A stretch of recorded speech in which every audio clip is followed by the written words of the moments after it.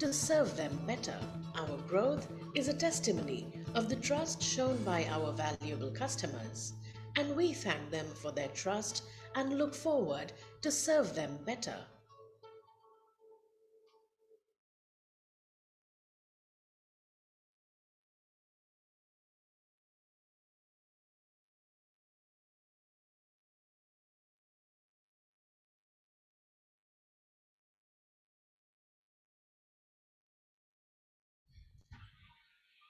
Ladies and gentlemen, let us welcome our chief guest, guest of honor, and all the dignitaries on the dais. Please welcome Srimati Darshna Ben Jardosh, Honorable Union Minister of Textile, Government of India, Shri Jagdish Bhai Panchal, Honorable Minister of Industries, Government of Gujarat, Shri Hasmukh Bhai Patel, Honorable Member of Parliament and Chairman, Textile Association of India, Gujarat, Ms. Roop Rashi Mahapatra, IANAS, Textile Commissioner, Government of Gujarat.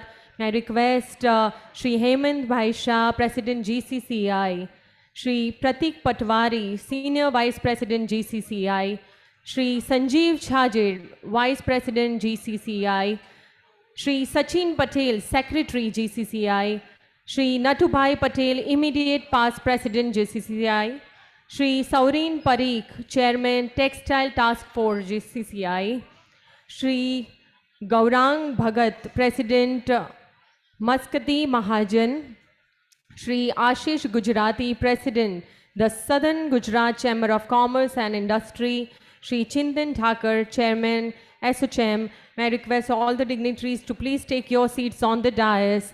Also request Shri Puneet Lal Bhai, Executive Director, Arvind Limited, Shri Rajesh R. Mandavawala, Managing Director, Wellspin Group, Shri Rajendra Agrawal, Managing Director and Mentor, Donier Group, Shri Mohan Kaveri, Chairman, Supreme Group. May I request all the dignitaries to please take your seats on the dais and let us all begin with a round of applause, everybody, for our chief guest, for our guest of honor, all the dignitaries on the dais. I welcome you all to this one-of-a-kind, exclusive event of all times. Ladies and gentlemen, this is your host Amrita Acharya. I welcome you to GCCI Textile Leadership Conclave 2022. किसी भी शुभ कार्यक्रम की शुरुआत हम प्रभु स्मरण से करते हैं और इसी कार्यक्रम की शुरुआत भी हम वही राह पर चलते हुए करेंगे, वही ऊर्जा के माध्यम से. May I request all the dignitaries on the dais to please come forward for lighting of the lamp.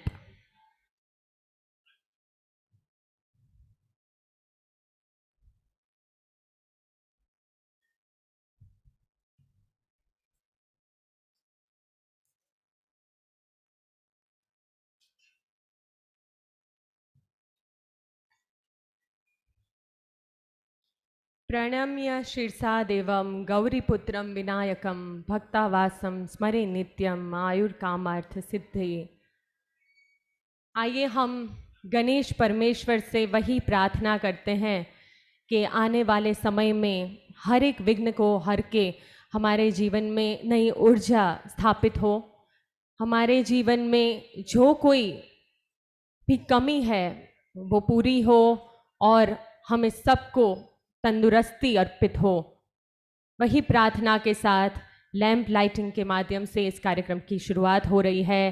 Please join your hands together. तालियों से स्वागत करते हैं, अभिवादन करते हैं और कार्यक्रम की शुरुआत करते हैं.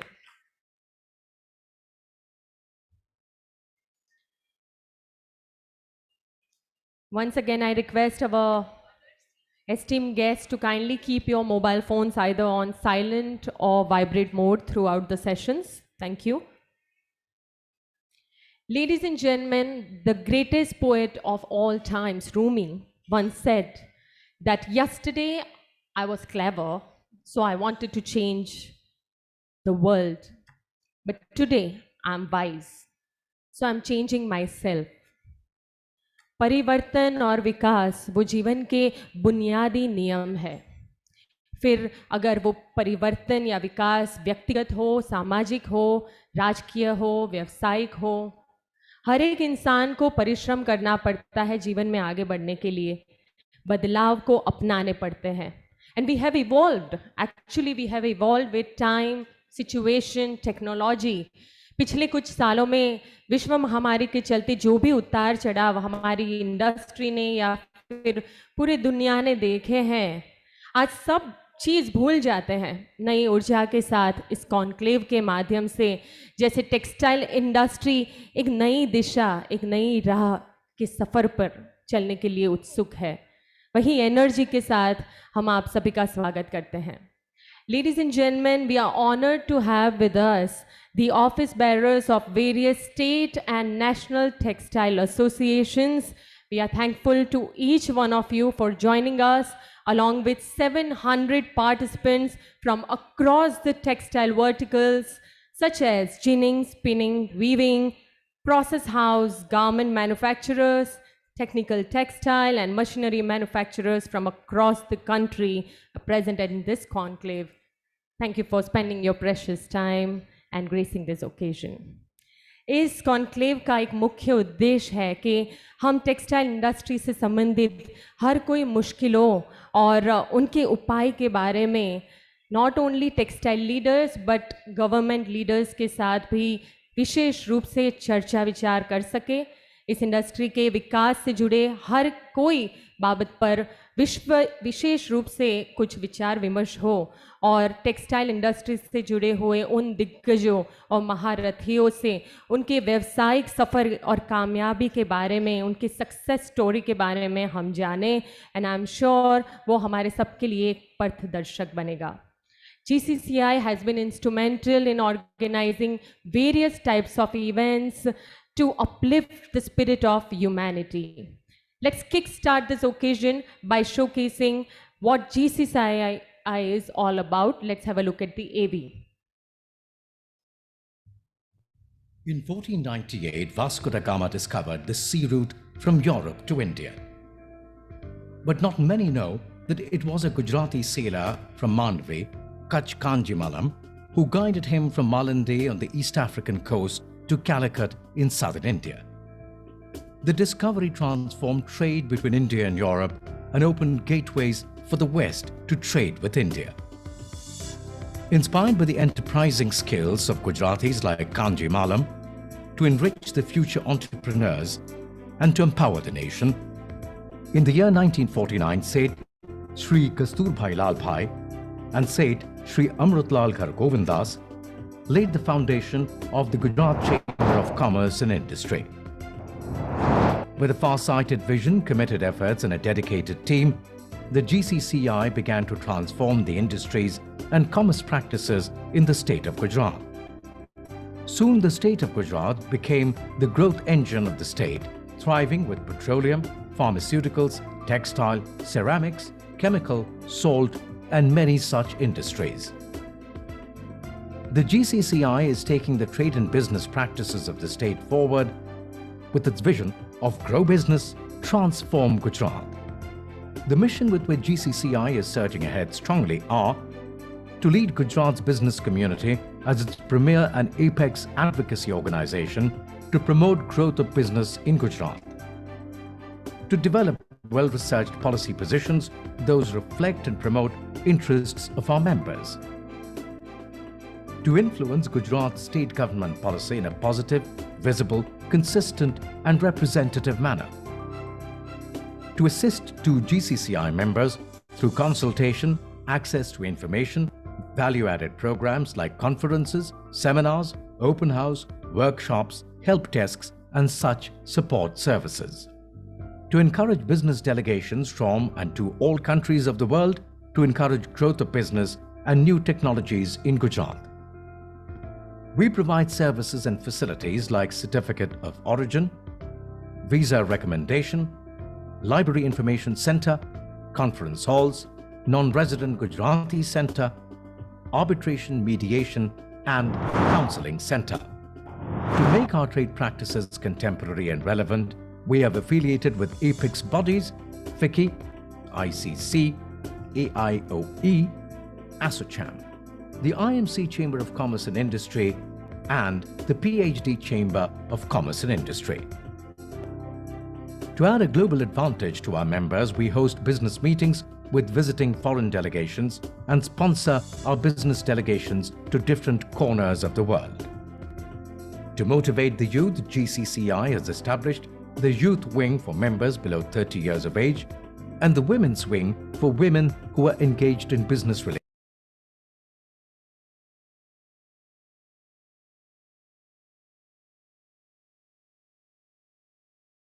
Verticals and direct and indirect taxation domains. In our state's fight against COVID, GCCI created an oxygen bank and supplied 500 oxygen cylinders, undertook repairs to the crematorium, donated 50 BiPAP machines, established a COVID isolation center, donated free portable drinking water to Dhanvantri Hospital, and distributed 3,100 Korean COVID confirmatory kits to the government. GCCI supports new MSMEs to become suppliers of defense.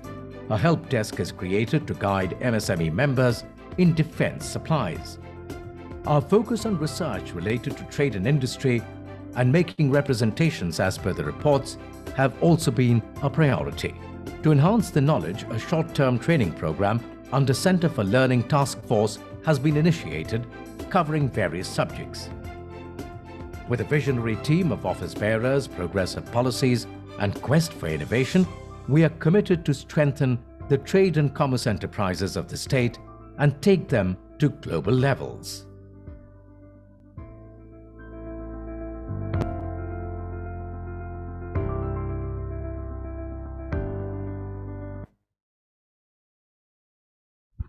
This calls for a round of applause, everybody. Come on, we are on the soil of Gujarat. I was expecting a roar, in fact, from the textile industry, everybody.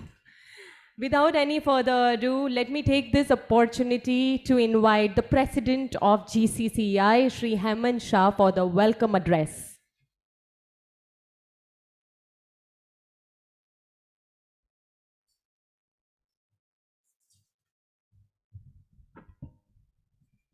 Good evening, Namaskar.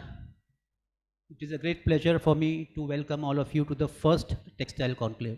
First એટલે કહું છું કે આ શરૂઆત છે અને આ દર વર્ષે થશે અને આ ઇવેન્ટ્સ અમે ચોક્કસ કરીશું.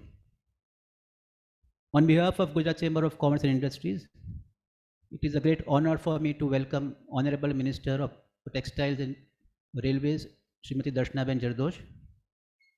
Friends, Darshnaben is a seasoned stateswoman.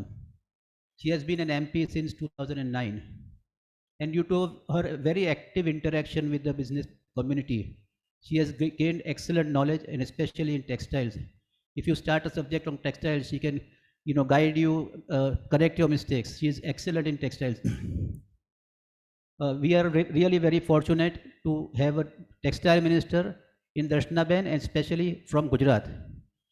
She has been instrumental in helping the textile industry to roll back the GST, and I request the audience to give her welcome.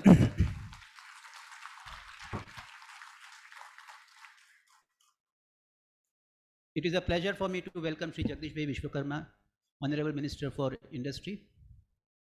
Friends, Jagdish Bhai is an industrialist himself. He makes textile machinery that you must have seen his stall outside. He is a very proactive man of action. And whenever we've approached him, he has really worked hard to bring a solution. એક મારે ઉદાહરણ આપવું છે કે આ ગયા બુધવારે central board pollution control બોર્ડે રૂલ 9માં થોડો સુધારા કર્યો. Due to that the entire industry would have come to a standstill. એટલે અમે કાગળ લખ્યો અને જગદીશભાઈએ તરત ગુરુવારે સવારે અમને મિટિંગ માટે બોલાયા. એમને બધા ઇસ્યુ સમજ્યા અને I must say that on Friday evening, the circular was rolled back. Please give him a standing ovation.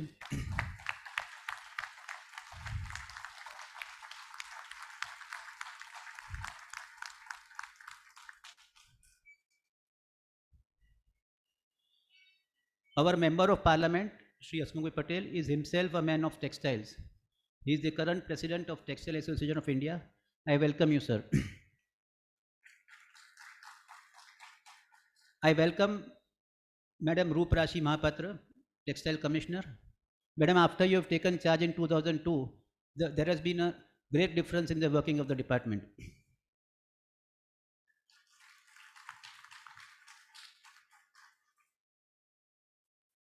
Friends, today's event is very unique.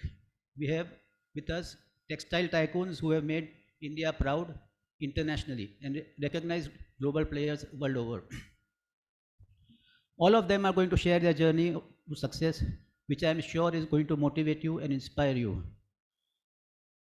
We have with us today Shri Punit Lalbhai from Arvind Group, Shri Rajesh Bhai, Shri Rajesh Mandwewala, MD Wellspun, Shri Mohan Kavirivarat from Supreme Non-Wovens, Shri Rajendra Agrawal from Dornier, and Shri Rohit Pal he is going to join us online from Dubai. Madam આપણે ઉપર બધા ઇસ્યુની વાત કરી. આ જે session રાખી છે અમે ટેક્સટાઇલના positive input આપવા માટે કરી છે. They will share there knowledge અને ઇન્સ્પાયર કરશે.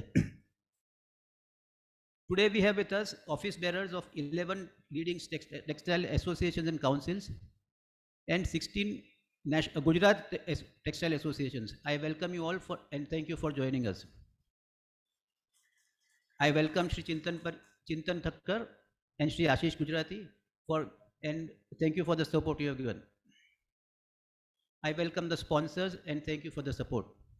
And last but not the least, I welcome all GCCI members and the members of textile fraternities and friends to the media. Friends, the textile legacy in Gujarat started before centuries. When the Salvi family moved to Gujarat to weave the famous patola, and we also share the rich legacy of tie and dye of Bandhani. The first textile mill was started in 1861 by Ranchhodlal Chotalal, and from that day onwards, there is no looking back. Ahmedabad had almost 100 textile mills, and we were known as the Manchester of India in 90s. Gujarat is the hub of textile for the country. It is the only state which is producing all the fibers: cotton, polyester, nylon, and viscose. Gujarat is the largest producer of cotton in the country. It is the capital of denim production, largest weaver of man-made fiber, the largest capacity of processing and printing, the largest producer of dyes and chemicals, and the second largest in made-ups. Friends, it is surely, we are leaders in all these sectors, but there are two sectors of concern. One is garments, and the other is processing in high-quality fabrics. We must really work hard together with the government and try to overcome this shortfall and become leaders in this sector. Before a few years, only a few percentage of our cotton was spun in Gujarat. But after our visionary Prime Minister, who was then the Chief Minister, laid down a very aggressive policy for spinners, I am proud to say that Gujarat is almost using the cotton produced in the state due to this policy. The government is aggressively signing up free trade agreements with various countries. This is really going to benefit the textile sector. Moreover, the PLI scheme will attract about 20,000 crores of investment in textiles. And I am sure that the coming years are going to be golden years for the textile sector. Friends, we have with us all the textile tycoons to talk about their journey. I don't want to take much of your time. And before I sit, I would like to compliment Sovereign Bhai and the team of Textile Task Force for doing this wonderful event. Thank you very much.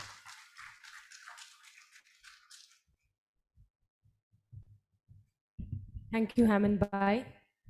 हम उस देश के वासी हैं जहाँ पे मेहमान को भगवान का दर्जा दिया जाता है, और आज हमारे आंगन ये जो मेहमान पधारे हुए हैं उनका हम अभिवादन करना चाहेंगे और कार्यक्रम को आगे बढ़ाएंगे. तो मैं रिक्वेस्ट करना चाहूँगी हेमंत भाई को और श्री सौरिन भाई को कि वो मोमेंटो और बुके देकर स्वागत करें हमारे चीफ गेस्ट श्रीमती दर्शनाबेन जरदोश जी का. आइए एक बार ज़ोरदार तालियां हो जाए.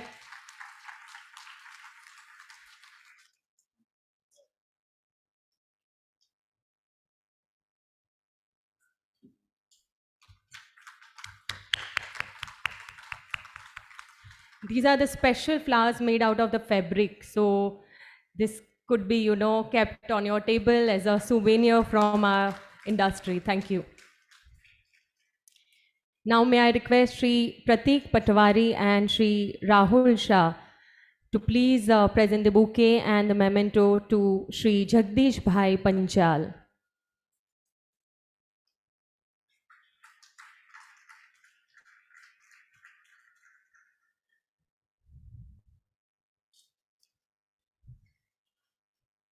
Shri Pratik Bhai is the Senior Vice President at GCCI and Shri Rahul Bhai is the Co-Chairman of Textile Task Force. Now may I request Shri Natu Bhai Patel, the immediate past President, to please do the honor along with Shri Amit Agarwal to present the bouquet and the memento to Shri Hasmukh Bhai Patel.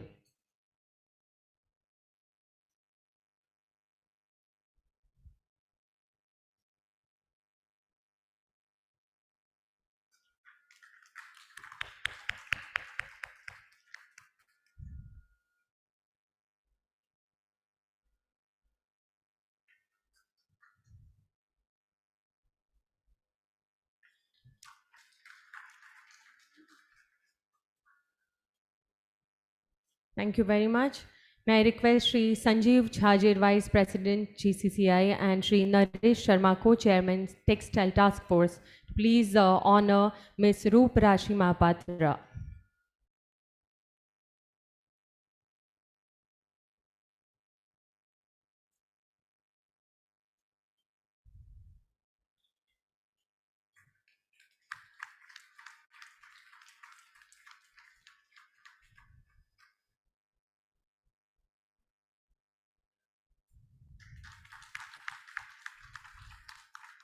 Thank you. May I request Shri Sachin Patel, Secretary, GCCI, and Shri Sandeep Shah, Convener of GCCI Textile Leadership Conclave, to please present the bouquet and memento to Shri Ashish Gujarati, President, the Southern Gujarat Chamber of Commerce and Industry.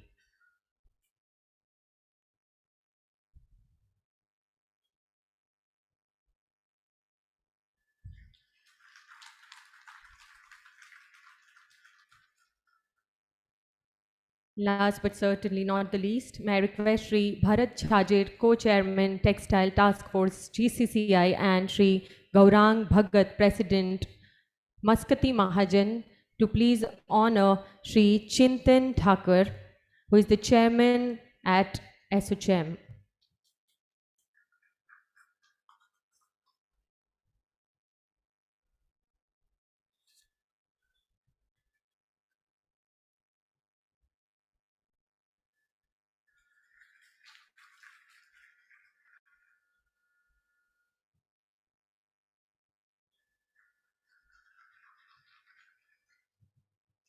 Thank you very much. Thank you, sir. It reminds me beautiful lines written by the father of motivation, Dr. Wayne Dyer, that when you change the way you look at things, things you look at change.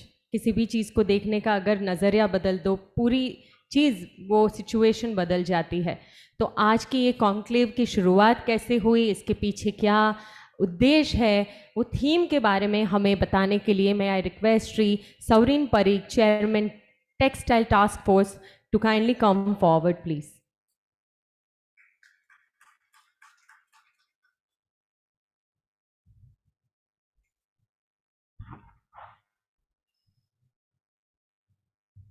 नमस्ते.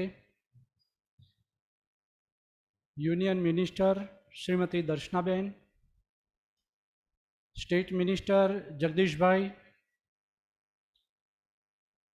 our MP Hasmukh Bhai, or all dais, dignitaries and all delegates. आज GCCI की जो एक definition है वो मैं एक बताने के लिए जाऊंगा.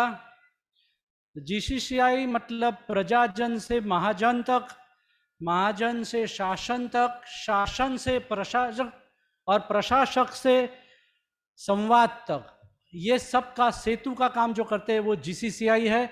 और GCCI की टेक्सटाइल टास्क फोर्स के द्वारा आज एक बहुत ही नए प्रकार का एक इनोवेटिव कार्यक्रम करने का जो विचार किया गया, इसके पीछे हमारी पूरी टीम का बहुत ही अथाक प्रयत्न है. आज मैं बताऊंगा कि GCCI के द्वारा ये एक स्पीकर्स जो इंडिया में जो सक्सेस बिजनेसमैन है उसके की लाइफ की जर्नी कैसे हुई, कहाँ तक कहाँ उन्होंने चैलेंज किया, चैलेंज हुआ उनके साथ, उन्होंने क्या क्या प्रॉब्लम फेस किया, उसने क्या क्या स्ट्रगल किया और कहाँ पे उन्होंने अच्छी तरह से उसका सॉल्यूशन लाए। ये सब लीडर्स को सुनने के लिए हम आज जो उपस्थित हुए हैं, वो इतना बड़ा फंक्शन है हमारे लिए कि हमें उससे बहुत ही अच्छी इंस्पिरेशन भी मिलेगी और हमको अच्छा मोटिवेशन भी मिलेगा। ये एक नया प्रकार का जो पहला हमारा जो प्रयत्न है, इसमें आज आप सब लोग बहुत ही बड़ी मात्रा में उपस्थित रहे, उसके लिए मैं आप सबका अभिवादन से आभार मानना चाहता हूँ।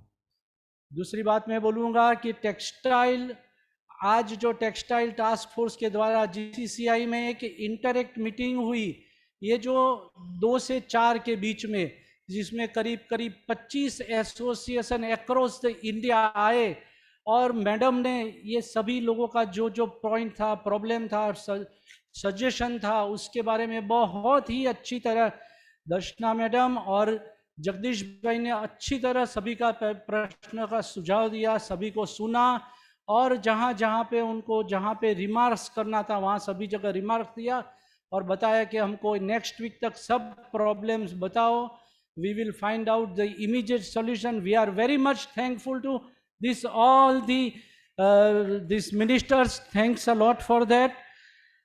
दूसरा मैं खास बताना चाहूँगा कि हमने कम से कम 1 हफ्ते या 10 दिन की बात में सभी इंडिया के एसोसिएशन को इनविटेशन दिया और सब लोग उपस्थित हुए। उसके लिए मैं सभी का बहुत ही हृदयपूर्वक आभार मानूंगा, क्योंकि यहाँ तक आना, 2 दिन का टाइम स्पेंड करना और इंडस्ट्री का हर एक क्वेश्चन के लिए उसका डेडिकेटेड टाइम देना, उसके लिए मैं बहुत ही सभी लोगों का आभारी हूँ।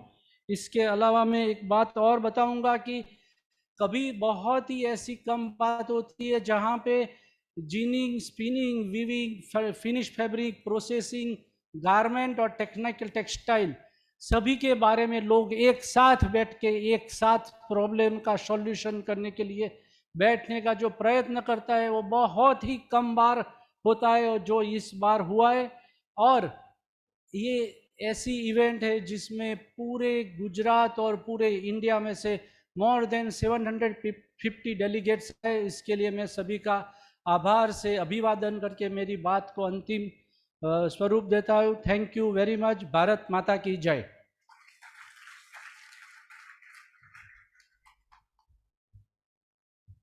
थैंक यू सौरिन भाई। ऑलराइट लेडीज एंड जेंटलमैन, ये हमारे लिए बहुत ही सौभाग्य की बात है जब हम देखते हैं कि विमेन एम्पावरमेंट, जिसकी बातें बहुत होती रहती है दुनिया भर में या फिर हमारे देश में खास करके, पर जब विमेन एंटरप्रेन्योर्स देखे या फिर विमेन लीडर्स देखे गवर्नमेंट से लेकर कॉर्पोरेट्स में, तो being a female I feel really proud, I feel very honoured and I really look up to such personalities, and it is a great honor for us to have with us one of such personalities, Miss Roop Rashi Mahapatra, who is IA and AS Commissioner of Textile, Ministry of Textiles, Government of Gujarat. आइए हम सभी साथ मिलकर तालियों से स्वागत करें उनके संबोधन के लिए। उनको यहाँ पे इनवाइट करना चाहेंगे।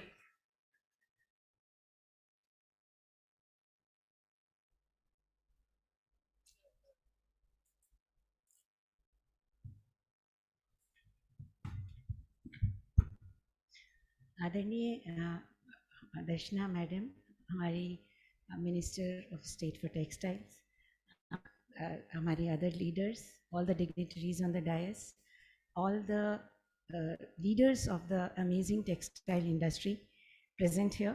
First of all, I'd like to thank all of you to have associated me with this event because I always believe in the marvel this industry has done to India. And if we go by the statistics, from 1985, we had an availability of 21.55 square meters per capita, which is more than double now, when the population is 78% more. And that is all because of all of you. I would like to thank, as a user, not only as a part of the establishment, all of you for bringing this miraculous change in the textile industry over the last 3 decades. And I'm sure we are all waiting for the success stories of all of those who made it possible for all of us standing here and discussing with you. I really don't think that I should stand too much in between the amazing stories and message of our Honorable Minister. Just few thoughts as my gratitude to our ministry, our Minister of State, ma'am. She has been a leading light to us, our our Honorable Minister, sir. Both of them, just after taking over, came first to Mumbai and guided us, gave us the action points. And I feel proud that though I have a very, very small team, with the support of the industry, because we have a lot of interaction with this industry to solve the issues. In the tough scheme, which is not really liked. And I also didn't know the head and tail of it when I joined here in 2020, just after COVID. During COVID and after COVID, in last, I would say, working 18 months, working almost 24/7. Most of my people worked 6 days a week also. We have been able to clear total about 4,800 cases, including present and older tough. So I would like to thank the amazing industry which helped us also, because we have consultative mechanism, though formally maybe SGCCI and GCCI may not be associated in that capacity, but the leaders from there are part of our TMC, IMSC, and I would just like to assure you that our this effort to clear the old backlog, as ma'am said कि पुराने गड्ढे भरने की मुहिम थोड़ा fast करेंगे, जिससे हम अच्छी रास्ते और आगे बढ़ाने में आपका सहयोग कर सकें। और आज बहुत अच्छे सारे सुझाव आए, जो कि हम ज़रूर कोशिश करेंगे कि हमारी माध्यम से, मैडम के लीडरशिप में, स्टेट लीडरशिप के सपोर्ट से हम उसको आगे ले सकें। मैं आप लोग के साथ ये केवल शेयर करना चाहती हूँ कि मैडम की जितनी एनर्जी है, वो पूरे देश को गैल्वेनाइज कर दिया है उन्होंने। अभी कुछ दिन पहले ही, अबाउट 3 वीक्स पहले, मैडम हमारे साथ तमिलनाडु में थी।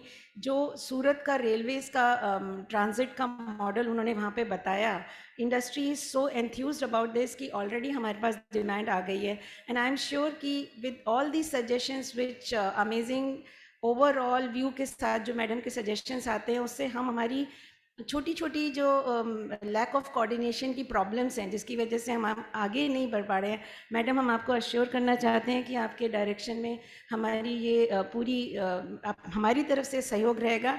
एक्चुअल तो गेम और व्हाट वी से कि एक्चुअल काम तो हमारी इंडस्ट्री हमारे देश को आगे लेके जाएगी। हमारी तरफ से ये हम आपको केवल आश्वासन देना चाहते हैं कि हम पूरी कोशिश करेंगे जितने भी इश्यूज़ हैं उनको जितनी जल्दी रिजॉल्व कर सकें।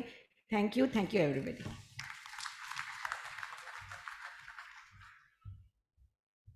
Thank you, ma'am, for your valuable presence, your kind words and motivation. Thank you.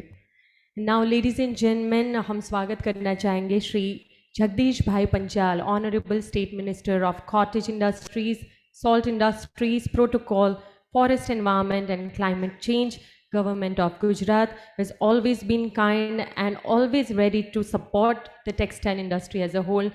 एक बार जोरदार तालियां हो जाए और स्वागत करते हैं श्री जगदीश भाई पंचाल।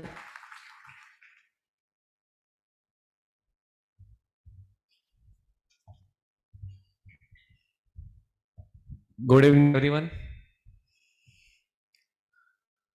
आज के इस जीसीसीआई टेक्सटाइल इंटरव्यू काउंसिल के अंदर उपस्थित Shri Darshanaben Jardosh, honourable union minister of textile and railways, Shri Hasmukh Patel सांसद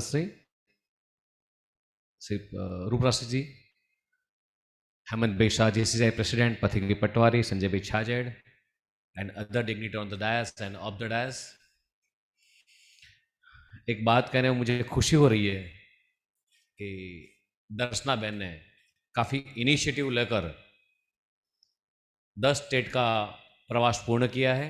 जितने भी टेक्सटाइल इंडस्ट्रीज के अंदर और रेलवे इंडस्ट्रीज के अंदर जितने भी छोटे छोटे टीथिंग इश्यूज हैं, इंडस्ट्री को जो भी ग्रोइंग होने में जो भी हर्डल्स आ रही है, वो हर्डल्स इंडस्ट्रीज के पीपल को उनके पास जाकर एक सॉल्व करने का नया अभिगम अपनाया। जोरदार तालियों से उनका स्वागत करते हैं।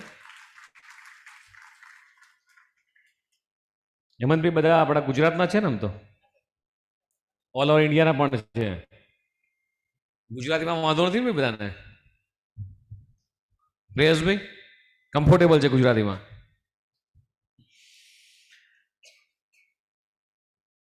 દેશના વડાપ્રધાન નરેન્દ્ર મોદીજીનું જે સ્વપ્ન છે કે આત્મનિર્ભર ભારત, અને એ જ લાઇનને ટેગલાઇનને આગળ વધારતા ગુજરાતના મુખ્યમંત્રીનું એક સ્વપ્ન છે આત્મનિર્ભર ગુજરાતથી આત્મનિર્ભર ભારત. દેશના વડાપ્રધાનશ્રીએ શરૂઆત કરેલી એક મંજિલ એટલે 2003માં ગુજરાત વાઇબ્રન્ટનું સ્વપ્ન એમણે સેવ્યું હતું. અને એ વખતે ટાઉન હોલની અંદર 250 કે 300 કરતાં પણ ઓછા લોકોએ એક વાઇબ્રન્ટની શરૂઆત કરી હતી. અને જ્યારે વાઇબ્રન્ટ ગુજરાતની શરૂઆત કરી ત્યારે કદાચ વાઇબ્રન્ટ શબ્દ એ ગુજરાત માટે નહીં પણ આખા ઇન્ડિયા માટે એક નવો શબ્દ હતો એમ. અને ત્યારે કદાચ ઇન્ડસ્ટ્રીઝના મિત્રોને પણ નવું લાગ્યું હશે કે ગુજરાતના મુખ્યમંત્રી જ્યારે દેશમાં કોંગ્રેસી સરકાર હતી ત્યારે એમને કદાચ આ વસ્તુનો ખ્યાલ નહીં હોય કે આ વાઇબ્રન્ટ ગુજરાતનું આ મોડલ એટલે ગુજરાતના ડેવલપમેન્ટનું રોલ મોડલ એ આખો દેશ સ્વીકારશે. એ આપણે બધા જ લોકોએ ખૂબ નજીકથી નરેન્દ્રભાઈની મંજિલને જોઈ છે કે ગુજરાતના વિકાસ મોડલને, વાઇબ્રન્ટ મોડલને આખા દેશે ખૂબ સહજતાથી સ્વીકાર્યો. દેશના વડાપ્રધાન નરેન્દ્ર મોદીજીને સેકન્ડ ટાઈમ માટે પ્રાઇમ મિનિસ્ટર બનાવ્યા અને આખા દેશે એમની પર ટ્રસ્ટ મૂકી અને દેશની ધુરા સોંપી. સાથે સાથે આજે આપણે બધા જ જોઈ રહ્યા છીએ એક વૈશ્વિક લીડર તરીકે દેશના વડાપ્રધાન નરેન્દ્ર મોદીજી એક ઉભરી આવ્યા છે. દેશની સમગ્ર વિશ્વની મહાસત્તા બનવા આપણે જ્યારે જઈ રહ્યા છીએ ત્યારે એવું કહેવાય કે દેશના વડાપ્રધાનશ્રીનું જે $5 ટ્રિલિયન જે સ્વપ્ન છે એ સપનું ચોક્કસ પૂરું કરીશું. તમે કદાચ 2 દિવસ પહેલા ન્યૂઝમાં જોયું હશે કે જે દેશે 250 વર્ષ સુધી ભારત ઉપર શાસન કર્યું હતું અને એ મહાત્મા ગાંધીજી જેણે ચરખો ચલાવી અથવા દાંડી યાત્રા કરી, અહિંસક લડત લડી અને જે લોકોને આખી દેશની મોમેન્ટને, જે કન્ટ્રીના હિમાયતીને જેણે આપણી પર રાજ કર્યું, આપણને ગુલામ કર્યા, અને એવું કહેવાય કે ઇન્ડિયાનું ડેવલપમેન્ટ એટલા 200-250 વર્ષ સુધી એ બેકફૂટ પર રહ્યું. અને એ જ કન્ટ્રીના પ્રેસિડેન્ટ એ જ્યારે કોઈ પણ કન્ટ્રીમાં જતા હોય અને એની જગ્યાએ એને એક કન્ટ્રીના એક સ્ટેટની અંદર આવવું પડે અને એ સ્ટેટમાં કે જે સ્ટેટે આપણને એવા સપૂત આપ્યા છે, આ ભૂમિ કહેવાય તો ગાંધીજીની ભૂમિ છે, સરદાર વલ્લભ પટેલની ભૂમિ છે, મોરારજીભાઈ દેસાઈની ભૂમિ છે, અમિતભાઈ શાહની ભૂમિ છે.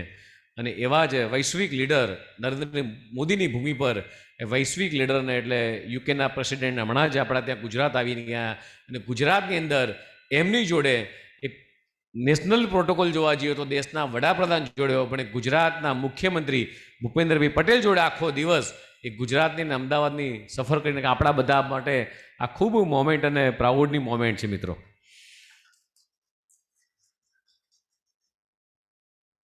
જે રીતે ક્લેપિંગ થયું, કદાચ મારી વાતને તમે લોકો એના મર્મને સમજી શક્યા નહીં હો, પણ ખૂબ મોટી એક ઘટના, આખા વિશ્વને મેસેજ પહોંચાડવાવાળી આ ઘટના હતી કે યુકેના પ્રેસિડેન્ટ સીધા ગુજરાત પર લેન્ડ થાય અને સીધા એમનો પહેલો જ પ્રવાસ હોય તો સીધા મહાત્મા ગાંધીની જન્મભૂમિ એટલે ટૂંકમાં એમની કર્મભૂમિ પર એમનો પ્રવાસ થાય. એટલે it's a very big achievement for Gujarat and India.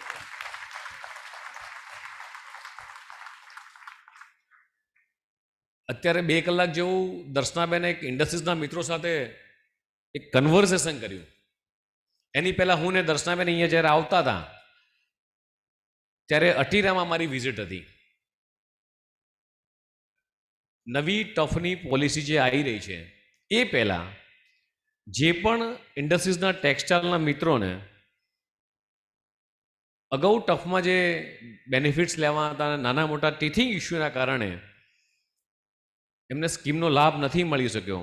તો બેને જે પહેલાં જે જ્યારે મળ્યા ત્યારે એવું કીધું કે આપણે અટીરામાં જઈ અને એ લગભગ 133 જેટલા અને 17 બેંકોના લીડર્સને બોલીને રાખ્યા હતા, એમના એચઓડીને, અને 133 જેટલા ઇન્ડસ્ટ્રીઝને બેનિફિટ આપવાના બાકી છે. તો આજે જ રૂપરાજસિંહ મેડમે પણ એનું સર્વે કર્યું અને લગભગ દર્શનાબેનની અધ્યક્ષતામાં 100 લોકોના પ્રોબ્લેમ સોલ્વ થયા છે. માત્ર 33 જેટલા જે પોલિસી મેટરના ઇસ્યુ છે એ બેન દિલ્હી જઈને પણ એ પણ જલ્દીથી સોલ્વ કરશે. એટલે તમે સમજો કે પ્રોએક્ટિવ ગવર્મેન્ટ એ ભારતીય જનતા પાર્ટી. દર્શનાબેન આજે 2-3 વખત બોલ્યા કે ડબલ એન્જિનવાળી સરકાર, અને આખા ઇન્ડિયાની અંદર કેન્દ્રની અંદર નરેન્દ્રભાઈની સરકાર, ગુજરાતમાં માન્ય ભૂપેન્દ્રભાઈની સરકાર, ડબલ એન્જિનવાળી સરકાર કેટલું ફાસ્ટ કામ કરી શકે છે એનું તાદર્શ ઉદાહરણ છે. બેને 10 સ્ટેટની અંદર આ રીતનો પ્રવાસ પૂર્ણ કર્યો છે. મારો પોતાનો 8 જિલ્લાના 8 ડિસ્ટ્રિક્ટ્સમાં મારો પ્રવાસ પૂર્ણ થયો છે. સુરત, રાજકોટ, સાબરકાંઠા, બનાસકાંઠા, મહેસાણા, આ બધી જગ્યાએ સામે જ જઈ ને ઇન્ડસ્ટ્રીઝના મિત્રોને મળીએ છીએ, ઇન્ડસ્ટ્રીઝના પ્રશ્નો સાંભળીએ છીએ અને ઇન્ડસ્ટ્રીઝના પ્રશ્નો સેમ ડે સોલ્વ કરવાનો અમારો ટ્રાય કરી રહ્યા છે.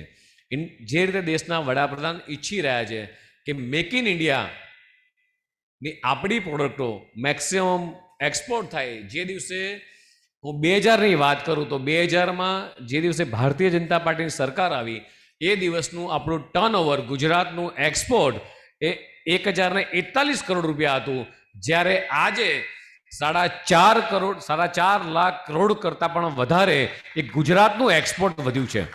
એટલે એ બાબત કહી આપે છે કે કેટલી પ્રો ગવર્મેન્ટ એક્ટિવ છે આપણી.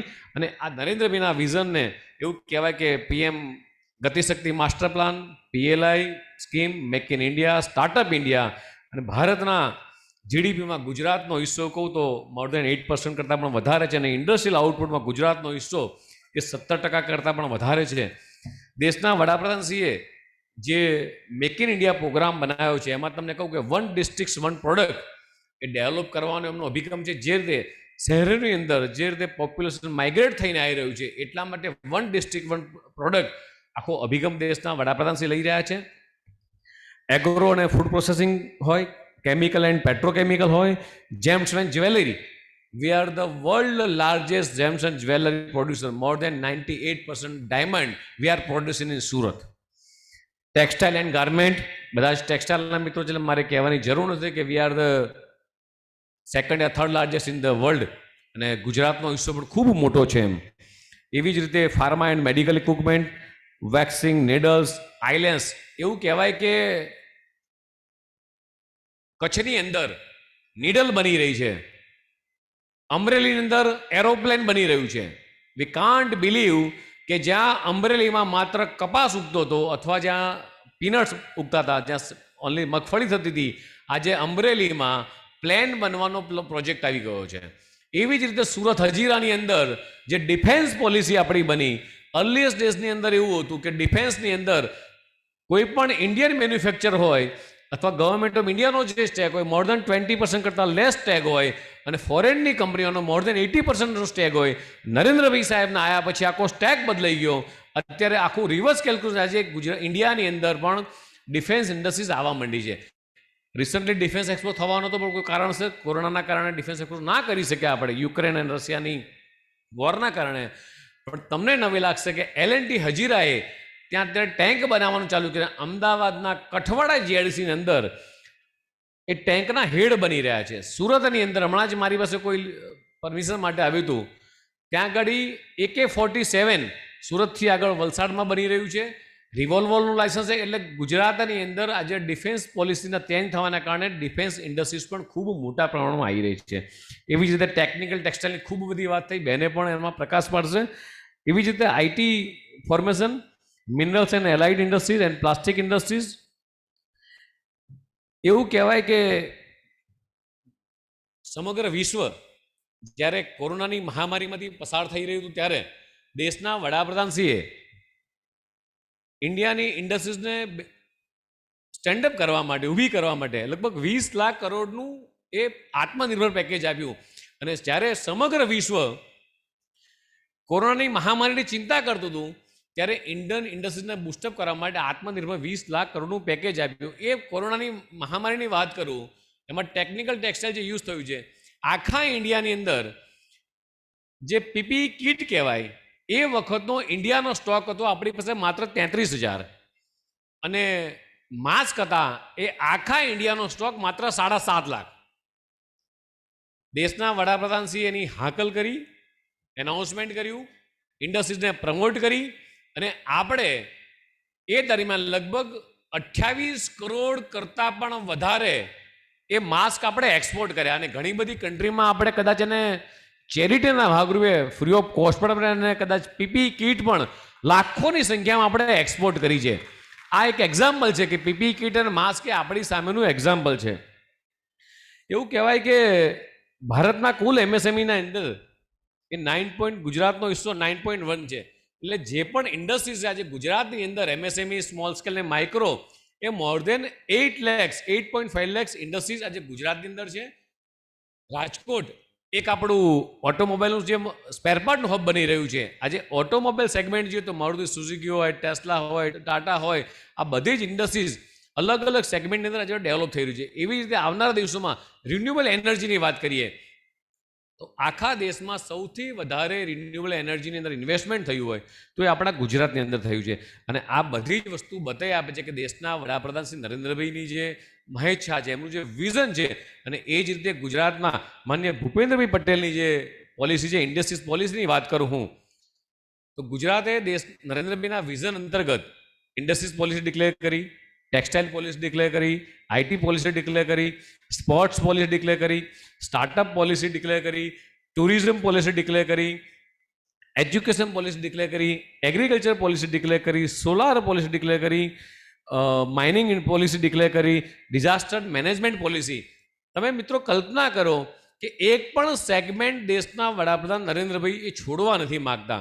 અને આપણે બધા જેને કદાચ નજીકથી બારીકીથી જોઈએ તો કદાચ આજે જીસીસીઆઈ જે આ પ્રયત્ન કર્યો છે કે ઓલ ઇન્ડિયાના જેટલા પણ એસોસિએશન અહીંયા આવે છે, ઓલ ગુજરાતના જેટલા પણ ટેક્સટાઇલના મેન્યુફેક્ચર્સ આવે છે, ફેબ્રિક્સ મેન્યુફેક્ચર હોય કે ટેક્સટાઇલના એન્જિનિયરિંગ મેન્યુફેક્ચર્સ હોય, એ બધાને એક પ્લેટફોર્મ પર લાવવા પાછળનો ઉદ્દેશ જીસીસીઆઈનો એ પણ છે અને ગુજરાત ગવર્મેન્ટનો પણ એ ઉદ્દેશ છે કે આપણે ગ્લોબલી જે રીતે આગળ વધી રહ્યા છીએ એને પ્રમોટ કરવા માટે આપણે બધા જ એક દિશામાં આગળ વધી રહ્યા છીએ. વાતો ઘણી બધી કરવી છે, સમયની મર્યાદા છે અને લગભગ 1 કલાક આપણે મોડા થયા છીએ. પણ એવું કહીશ કે મારી વાતને એન્ડ કરતા એવું ચોક્કસ કહીશ કે why people choose in Gujarat. તેવું કહીશ કે ભાઈ I hereby once again invite to all textile entrepreneurs and participate Gujarat textile journey global footprint because of Gujarat is the safest state for India. We have the best class in industrial infrastructure in Gujarat. Gujarat has diversified the industries. Gujarat has the largest coastal area. 1600 કિલોમીટરનો coastal area ગુજરાતમાં છે અને મોર દેન 48 ports available in Gujarat. આખા ઇન્ડિયાનું જે export moment થાય એમાં મોર દેન 42% export એ ગુજરાતના આપણા પોર્ટ્સ ઉપર થઈ રહ્યું છે. ગુજરાત હવે 1.8 લાખ કિલોમીટર રોડ ઇન્ફ્રાસ્ટ્રક્ચર, એમાં પણ નવો કોરિડોર જે બોમ્બેથી દિલ્હી કોરિડોર બની રહ્યો છે. એના પછી એવું થવાનું કે આપણી ઇન્ડસ્ટ્રીઝને મેક્સિમમ પ્રમોશન ઇન્ડસ્ટ્રીયલ ટ્રાન્સપોર્ટ માટેનું એ બોમ્બેથી, એટલે આપણા બધાનું જે ટેરિફ રેટ છે, ટ્રાન્સપોર્ટિંગ ટેરિફ રેટ, એ પણ નીચો આવવાનો છે. ગુજરાત હવે મોર દેન 5200 કિલોમીટર રેલવે નેટવર્ક. ગુજરાત હવે 90 operational airport. We have 3 international airport. We have transport and proactive governance. Gujarat is a policy driven state. મેં હમણાં જે તમને પોલિસી કીધી, ગુજરાત એક એવું સ્ટેટ છે કે દરેક પ્રકારની ઇન્ડસ્ટ્રીયલ પોલિસી એ અવેલેબલ છે. સૌથી મોટી વસ્તુ છે ગુજરાતની અંદર, ગુજરાત એક એવું સ્ટેટ છે કે સૌથી પહેલાં આપણે લેન્ડ બેંક અવેલેબલ કરી અને દેશના વડાપ્રધાનશ્રીએ આખી એ મોડલને આખા કન્ટ્રીની અંદર કોઈ પણ ફોરેન ઇન્વેસ્ટરને ઇન્ડિયામાં અથવા ગુજરાતમાં ધારો કે લેન્ડ અવેલેબિલિટી જોઈએ છે તો સિંગલ ક્લિકથી એને લેન્ડ અવેલેબિલિટી પોસિબલ છે. દર્શનાબેને ખૂબ સરસ વાત કરી કે નરેન્દ્રભાઈની એ પોલિસી રહી છે અને ગવર્મેન્ટ ઓફ ગુજરાતની પોલિસી રહી છે. ધારો કે નવસારીની પાસે જે આપણો ટેક્સટાઇલ પાર્ક આવી રહ્યો છે, પ્લગ એન્ડ પે પોલિસી. કોઈ પણ ઇન્વેસ્ટર અહીંયા આવે તો ગવર્મેન્ટની કોઈ પણ હર્ડલ્સ, ગવર્મેન્ટની લગભગ 20 જાતની જેને મંજૂરી લેવાની છે. પહેલાં તમે પ્રોજેક્ટ નાખો, ઇન્વેસ્ટમેન્ટ કરો અને 3 વર્ષની અંદર તમે એની મંજૂરી લો. આ કદાચ આખા દેશની અંદર આ પહેલું એક સ્ટેટ હશે કે આ પ્રમાણે ઇન્ડસ્ટ્રીઝને પ્રમોટ કરવા આપણે સક્સેસ રહ્યા છીએ. એ જ રીતે Gujarat is a policy driven state. Gujarat is a progressive and medical tourism also. Gujarat is a land destination, the tourist destination, the statue of unity. કદાચ આખા વિશ્વની જેટલી પણ અજાયબી છે એમાં સૌથી હાઈએસ્ટ ટુરિસ્ટ કોઈ જગ્યાએ આવતા હોય તો એ સ્ટેચ્યુ ઓફ યુનિટી આવી રહ્યા છે. આપણા બધા માટે ખૂબ પ્રાઉડની વસ્તુ છે. Gujarat land of the Mahatma Gandhiji, Sardar Vallabh Patel, above the beloved honourable prime minister Narendra Modiji અને અમિત શાહજી. એટલે આપણા બધા જ માટે મિત્રો એક આનંદની વાત છે કે દેશના વડાપ્રધાન નરેન્દ્રભાઈ મોદીના એ આયા પછી જે રીતે કેન્દ્રીય મંત્રી એ તમારી સામે તમારા પ્રશ્નો સાંભળવામાં આવે છે, એ કદાચ આ 75મો આઝાદીમાં અમૃત મહોત્સવ ચાલી રહ્યો છે, આ કદાચ પહેલી ઘટના એવી છે કે કોઈ પણ સેન્ટ્રલ મિનિસ્ટર આવીને ઇન્ડસ્ટ્રીઝના મિત્રોને ડાયરેક્ટ 1-to-1 B2B મીટિંગ કરી રહ્યા. It is a very big achievement. અને again thank you to GCCI Hemantbhai Shah. Thank you.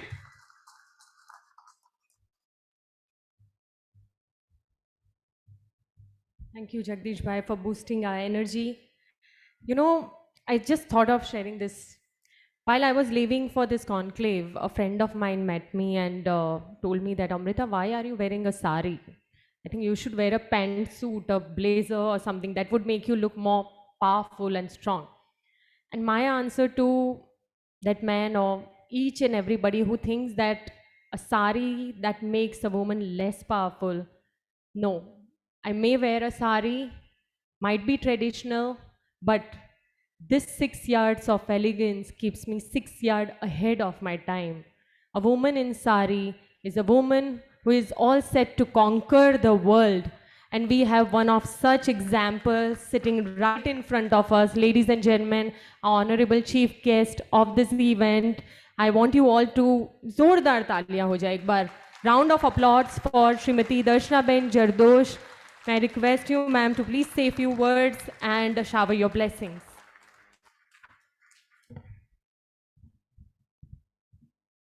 Height ઓછી દેખાતા નથી બધા.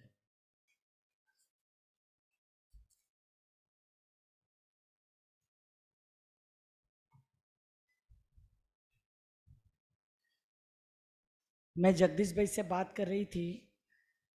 यहाँ बहुत सारे लोग ऐसे हैं जो ऑल ओवर इंडिया से आए हैं. लगभग 12 स्टेक होल्डर है जहाँ हम लोगों ने जिनके साथ डायलॉग किए, और 13 ग्रुप्स ऐसे हैं जो गुजरात से हैं. तो 12 लोग के साथ में जितनी भी बातें हुई वो जब हम 2 से 4 के बीच में मिलने वाले थे, जहां हम लोगों ने 1 घंटा डिले कर लिया, तब ज़्यादा बातें हो गई है उन लोगों के साथ में. तो मेरी बात यहाँ से मैं बीच में मिलने वाले थे, जहां हम लोगों ने 1 घंटा डिले कर लिया, तब ज़्यादा बातें हो गई है उन लोगों के साथ में. तो मेरी बात यहाँ से मैं બધાના મોઢા દેખાય નહીં તો વાત કરવાની મજા નહીં આવે. એટલે सबसे पहले एक ताली GCCI को,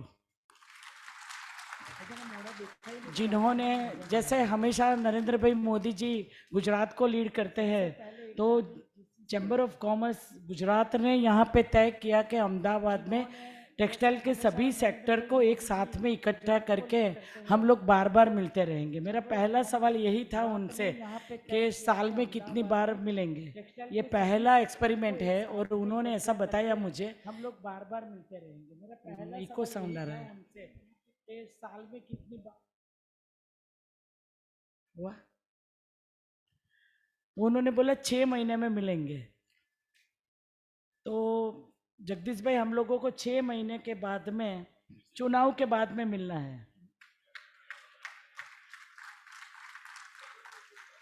तो मीडिया के प्रेस के लोग भी है काफ़ी, लेकिन लोकल है.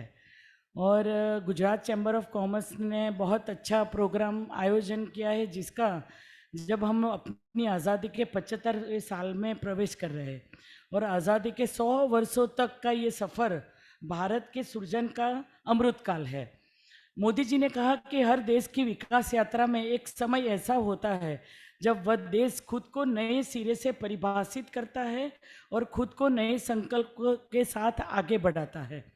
उन्होंने कहा, भारत की विकास यात्रा में भी आज वो समय आ गया है. यहाँ से शुरू होकर अगले 25 वर्ष की यात्रा नए भारत के सृजन का अमृत काल है. इस अमृत काल में हमारे संकल्पों की सिद्धि हमें आज़ादी के 100 वर्ष तक ले जाएगी. पीएम मोदी जी ने इससे पहले कहा कि मैं भविष्य दृष्टा नहीं हूँ, मैं कर्म के फल पर विश्वास रखता हूँ। मेरा विश्वास देश के युवाओं पर है, मेरा विश्वास देश की बहनों पर, बेटियों पर, किसानों पर, प्रोफेशनल्स और कैन डू जनरेशन पर है। ये हर लक्ष्य हासिल कर सकती है। इन्होंने कहा कि जिन संकल्पों का बीड़ा आज देश ने उठाया है उन्हें पूरा करने के लिए देश के हर जन को उनसे जुड़ना होगा, हर देशवासियों को उसे ऑन करना होगा। मेरा भाषण इतना ही है। मंच पर उपस्थित हेमंत भाई जेमणे आपने सौने आमंत्रण आप्યું, અમારા સાથી એમપી હસમુખભાઈ જે સીએમના કાર્યક્રમને લીધે બીજા કાર્યક્રમમાં મારી અને જગદીશભાઈની રજા લઈને ગયા છે. જગદીશભાઈ જે પોતે ઇન્ડસ્ટ્રી મિનિસ્ટર છે અને એની સાથે સાથે ગુજરાતના બીજા જે વિભાગો સંભાળે છે અને ખૂબ સરસ રીતે જે રીતના લોકો સુધી પહોંચીને ફીડબેક લઈને એના નિર્ણયો લે છે, એટલે આપણને એક સરસ કોમર્સ મિનિસ્ટ્રી ગુજરાતમાં મળી છે કે જે ડબલ એન્જિનની સરકારમાં અમારી સાથે સમન્વય કરીને કામ કરે ને એનું પરિણામ તમને મળી ચૂક્યું છે, કારણ કે હેમંતભાઈએ શરૂઆત જ ત્યાંથી કરી. પુનિત લાલભાઈ તમે બધા જ જાણો છો, પણ મને અનુભવ લાલભાઈ ગ્રુપનો 2-4 એક્ઝિબિશન અને 2-4 ઇન્ટરેક્ટિવ સેશન જેની અંદર થયો. રાજેન્દ્રભાઈ અગ્રવાલ, સંજીવ છાજેરજી, સચિન પટેલજી, નટુભાઈ પટેલ, ગૌરાંગભાઈ ભગત, પથિકભાઈ પતવારી, સોરીનભાઈ પરીખ, મોહનભાઈ કવિરે, રાજેશભાઈ મંડલેવાલા, શ્રી ચિંતનભાઈ ઠાકર, અમારા સુરતમાં જે અમને રોજ બધું ગોખાવે મને તૈયાર કરે તે આશીષભાઈ ગુજરાતી, અને રૂપરાશીજી જે ટેક્સટાઇલ કમિશનર છે ને અમારી સાથે સાથે અમે ટેક્સટાઇલ મિનિસ્ટ્રીને એક નવા આયામ તરફ આગળ લઈ જઈ રહ્યા છે. તો મને જોયું મેં અમે 15 અડધો કલાક મોડા છીએ, 5:25 પુનિતભાઈએ એમના પોતાના વ્યૂ આપવાના છે. સૌથી સારું મને આખા કાર્યક્રમમાં લાગ્યું કે જે લોકો સક્સેસ છે, જેની સક્સેસ સ્ટોરી સાંભળીને એનો એક્સપિરિયન્સ એ સરકાર માટે શું વિચારે છે, સરકાર માટે શું અપેક્ષા રાખે છે અને હજુ શું કરવું જોઈએ. કારણ કે એવો સમય છે કે જે સમયની અંદર આપણે આત્મનિર્ભર ભારત તરફ આગળ વધવાનું છે, અને એટલા માટે મારી 15 મિનિટમાંથી 5 મિનિટ હું લઈશ અને 10 મિનિટ હું પુનિતભાઈ, રાજેશભાઈ, રાજેન્દ્રભાઈ, મોહનભાઈ અને રોહિતભાઈ માટે ફાળવી આપું છું. એટલો સમય વધારે લેશે. ખાલી એક ગ્રુપ છે રોહિતભાઈ, તે ઓનલાઈન જોડાવાના છે, જે પોતે નીટિંગ ઇન્ડસ્ટ્રી સાથે મને લાગે છે સોક્સ બનાવે છે. સુપ્રીમનું હમણાં જ મેં પોર્ટફોલિયો આખો જોઈ લીધો. ટેકનિકલ ટેક્સટાઇલની જે વાત આવે છે કે જેની અંદર એમને પોતાની સક્સેસ સ્ટોરી કહેશે, અને વેલ્સપન ડોનિયર અને અરવિંદ ગ્રુપને તો આપણે બધા જાણીએ જ છે, એટલે મને વાત વધારે ગમશે સાંભળવાની. કારણ કે ઉપર પણ જે ચર્ચા થઈ, જે વાતચીત થઈ, એમાં અમે પિયુષ ગોયલજી સાથે ટેક્સટાઇલ મિનિસ્ટ્રીની અંદર 7 જુલાઈએ જ્યારે પ્રધાનમંત્રીશ્રીએ અમને પદભાર આપ્યો ત્યાર પછી ઇન્ડસ્ટ્રીઝના જેટલા પણ ઇસ્યુઝ હતા તે સાથે મળીને whole of the government approach કેવો હોય, બીજા મંત્રાલયો સાથે કેવી રીતે સમન્વય કરવાના, એમાં જીએસટીનો ઇસ્યુ આવ્યો હોય તો ફાઇનાન્સ મિનિસ્ટ્રી સાથે, ડ્યુટીનો ઇસ્યુ આવ્યો હોય તો પણ એમની સાથે, ગ્રુપ ઓફ કાઉન્સિલ સાથે, કારણ કે તમારે ટેક્સ રિલેટેડ ઇસ્યુ હોય તો એની સાથે વાત કરવાની, એની સાથે એગ્રીકલ્ચર મિનિસ્ટર, ઉર્જા મંત્રી, કેમિકલ એન્ડ ફર્ટિલાઇઝર, આજે જે કંઈ સવાલ આવ્યા એમાં કેમિકલ એન્ડ ફર્ટિલાઇઝર સાથે પણ અમારે વાત કરવી પડવાની છે. તો આ બધી જ વાતો અમારા લેવલ પર અમે કરશું, પરિણામ આપશું અને આપણે સાથે મળીને કરશું.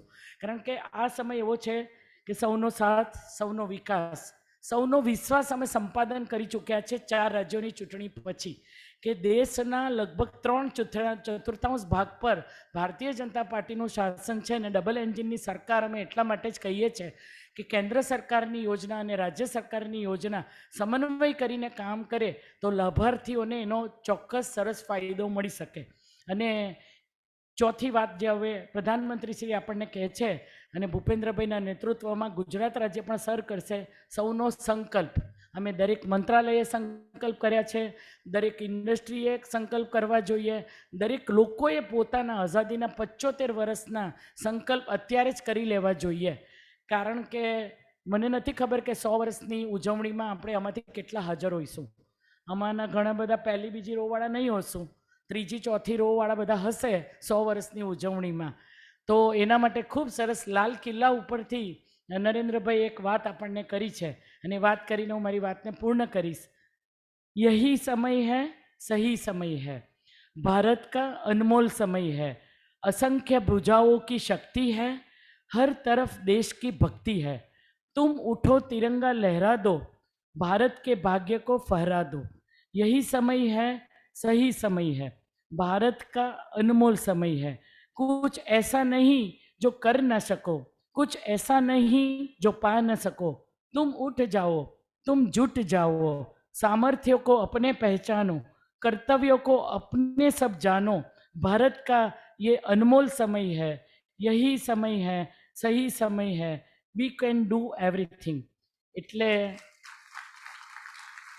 જે રીતે પહેલાં જીએસટી આવ્યું, ઇન્ડસ્ટ્રીએ સફર કર્યું, કોરોના આવ્યો, આખી દુનિયાની અંદર આપણે લડત કરી, વેક્સિનેશનથી આપણે બેક ટુ નોર્મલ લાઈફ ગયા, ફૂડ સપ્લાય જે અત્યારે ડિસેમ્બર સુધી લંબાવી દીધો સરકારે, આ બધી પોલિટિકલ વાતો નથી કરવી મારે, પણ ત્યાર પછી યુક્રેન ક્રાઇસિસની અંદર પણ આપણે સૌએ જોયું, અમે અનેક સ્ટુડન્ટોને લેવા માટે, કારણ કે ગુજરાતમાંથી પણ ઘણા હતા, જ્યારે એરપોર્ટ પર જતા હતા ત્યારે એ લોકોની જે અપેક્ષા છે, જે મીટ છે કે ભારતના તિરંગાનું કેવું સ્થાન છે, કેવી રીતે આપણે નેબરિંગ કન્ટ્રીને પણ મદદ કરીએ છીએ, આવી કોઈ પણ ક્રાઇસિસની અંદર આપણા મંત્રીઓ જાતે જાય, ત્યાં ડાયલોગ્સ કરે, આપણા લોકોને બહાર કાઢે. જ્યારે કોવિડનો સમય આવ્યો ત્યારે પણ એવું જ થયું કે પ્રાયોરિટીઝ નક્કી કરી, પહેલાં સ્ટુડન્ટ્સ, પછી વિઝિટર્સ, ટ્રાવેલર્સ, પછી એ લોકો રેગ્યુલર આવવાવાળાને, આ બધાને અવર જવર કરીને સરકારે ખૂબ બધા પ્રયત્ન કર્યા, એનો અનુભવ બધાને થયો છે. એટલે આ ક્રાઇસિસમાં પણ કદાચ ઇન્ડસ્ટ્રીએ થોડું ઘણું આગળ પાછળ થવું પડે, પણ એ આપણે બધા સાથે મળીને ચોક્કસ સોલ્વ કરશું, અને સરસ સમયની અંદર સૌના વિકાસ સાથે, સૌના સંકલ્પ સાથે આગળ વધીએ. ગુજરાત ચેમ્બર ઓફ કોમર્સને મારા તરફથી, મારી ઇન્ડસ્ટ્રી તરફથી, રેલ મંત્રાલય અને ટેક્સટાઇલ મંત્રાલય તરફથી ખૂબ ખૂબ શુભકામના. રેલ મંત્રાલયની વાત આજે મેં એટલા માટે પણ નહીં કરી કે મીડિયા પણ મને સવાલ પૂછતું હતું, પણ જ્યારે ટેક્સટાઇલ હોય ત્યારે એના પર ફોકસ રાખું. રેલવેના ખૂબ બધા પ્રોગ્રામો અને ખૂબ બધા ઇનિશિયેટિવ લઈને અમે આવનારા દિવસમાં આવવાના છે કે ગુજરાતની અંદર પણ રેલ શું કરી શકે છે, આખા દેશમાં શું કરવાની છે, અને કેવી રીતે એમાં પણ ગ્લોબલ માર્કેટ આપણે કેચ કરવાના છે, આપણે સાથે મળીને જોઈશું. Thank you very much.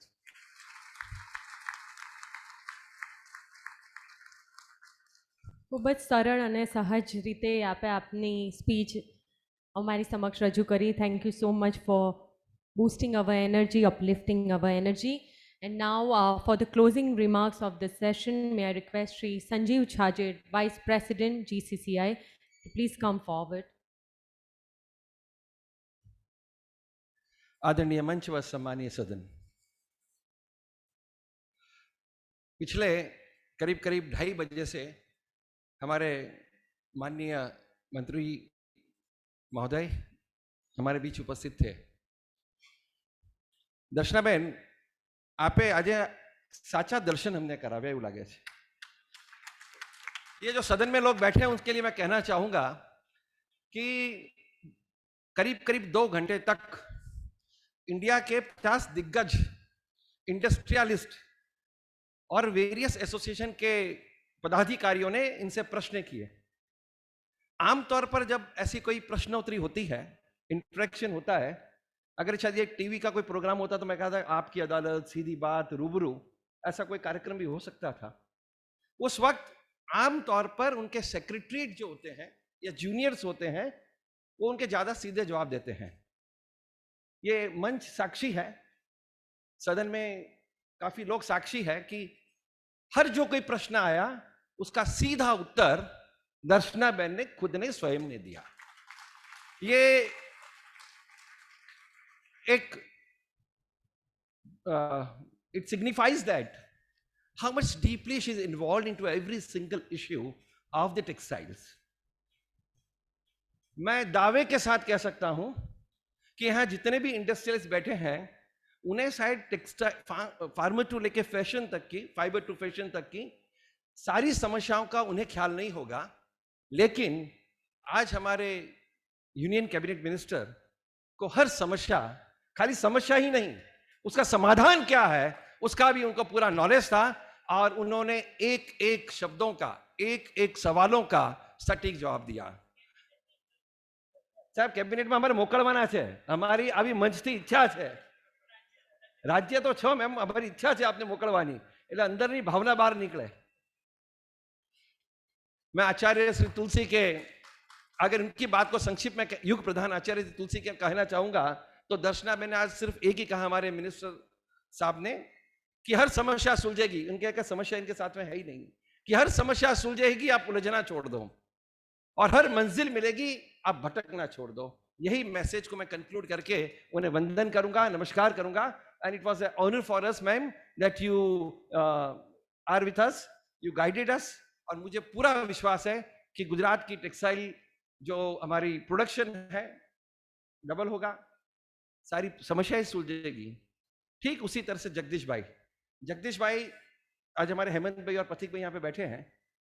कोई भी अगर पहला प्रश्न अगर इंडस्ट्री का आता है तो सरकार में हम कहाँ जाए, तो सीधे जगदीश भाई के पास पहुंचते हैं।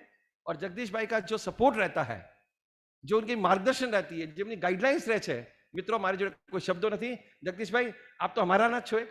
जगदीश भाई आपको जो सदन में जो लोग बैठे हैं उन्हें मालूम नहीं, उन्हें कहना चाहूंगा कि हमारे Gujarat chamber of commerce and chamber of commerce and industry के जगदीश भाई भी एग्जीक्यूटिव बोर्ड में काफी साल तक उन्होंने अपनी सेवाएं दे चुकी है। Very simple sober the personality which is sage Jagdish bhai. Thank you Jagdish bhai for being with us and gracing this function. Hasmukh bhai कई कार्य से हमारे यहाँ से बीच में उन्हें जाना पड़ा। रूपराशि मैडम यहाँ पर उपस्थित है। आपने सारे प्रश्न देखे, मैं मार्क कर रहा था कि जब आया कि हमें लो प्रोडक्ट की कॉस्ट नहीं बेचनी है, हमें हाई प्रोडक्ट करके बेचनी है, इंडिया को आगे लगाना है। और जिस ढंग से आपने हमारे को गाइडेंस दिया है, thank you very much ma'am for the same thing also.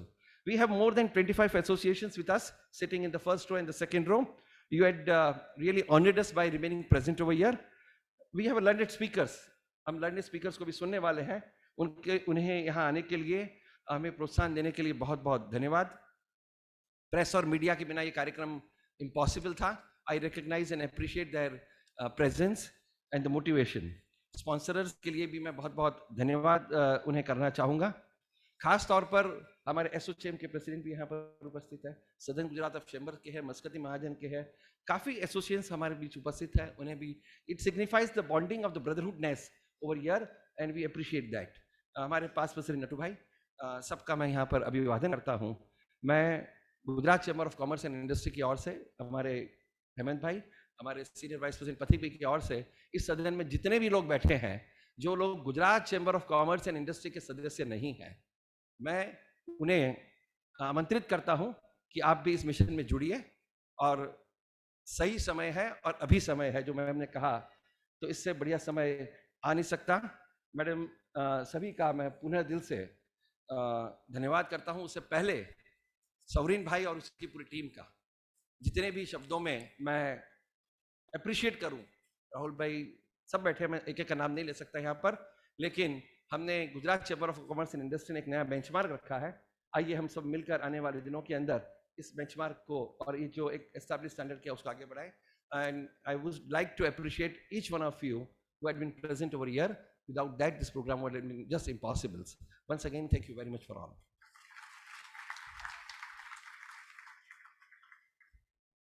May I request the Textile Task Force group to please come on the stage, the committee members. Please come up on the stage for the photo opportunity before we wind up. Textile Task Force committee members, may I request you all to please.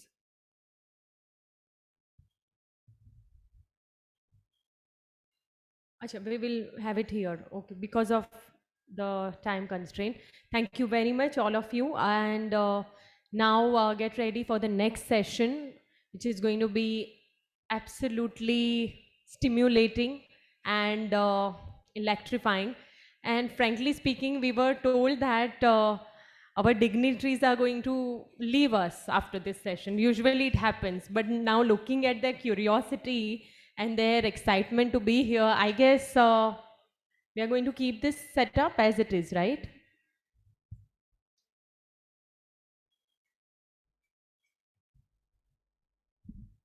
So we have to make a little arrangement here. May I request our dignitaries to kindly take your seats on the front row so that we can make a little bit of setup change on the stage. ये जो next session है ना, उसमें हमारे जो speakers आने वाले हैं और अपने जीवन के बारे में हमें बताने वाले हैं, उनकी लाइफ जर्नी के बारे में हमें काफ़ी कुछ आज जो बातें नहीं पता है वो जानने मिलेगी. तो स्टेज को थोड़ा हम सेटअप चेंज कर रहे हैं और हमारे सम्मानित डिग्निटरीज को हम एक बार फिर से आमंत्रित करते हैं इस सेशन का हिस्सा बनने के लिए. जो फ्रंट रॉ में जो सोफ़ा है वहाँ पे आइए और सेटल हो जाइएगा. एंड बिफोर वी बिगिन, हमारे जो स्पीकर्स हैं वो सब उत्सुक हैं आप सबसे मिलने के लिए, अपने जीवन के बारे में काफ़ी कुछ बातें बताने के लिए. पर उससे पहले we are honored to have with us the esteemed office bearers of national and state textile associations. So first of all, let's have a look at the national textile associations. We have with us Confederation of Indian Textile Industry, Textile Association of India, the Clothing Manufacturers Association of India, the Synthetic and Rayon Textiles Export Promotion Council, Indian Technical Textiles Association, the Cotton Textile Export Promotion Council, Indian Manufacturer Association of Non-Wovens, the Bombay Textile Research Association, the Synthetic and Art Silk Mills Research Association, Tirupur Exporters Association, Indian Textile Accessories and Machinery Manufacturing Association.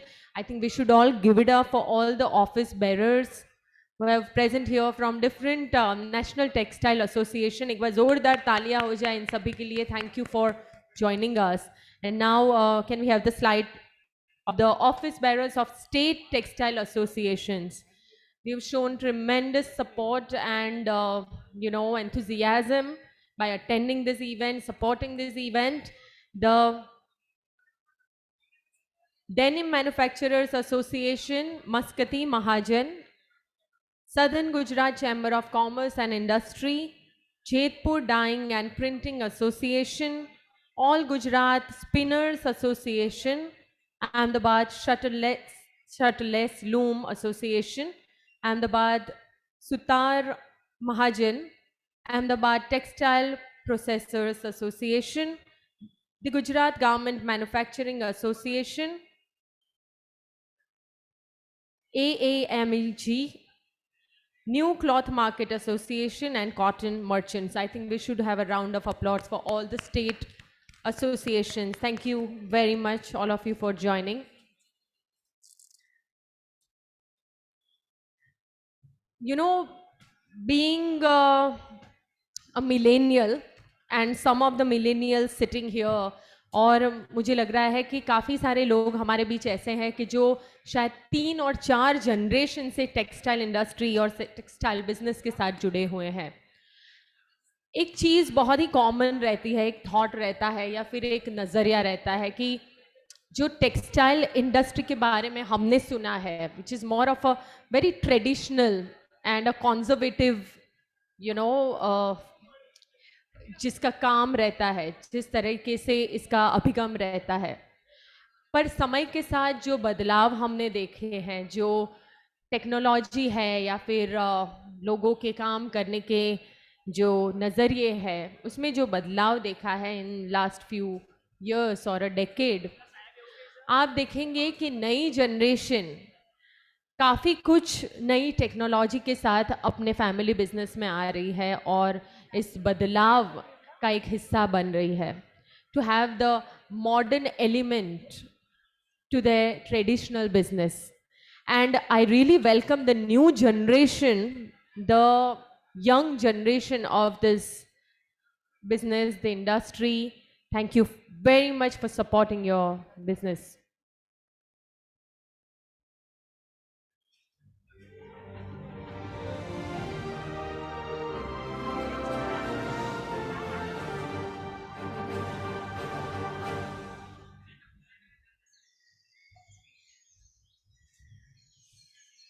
Evolution.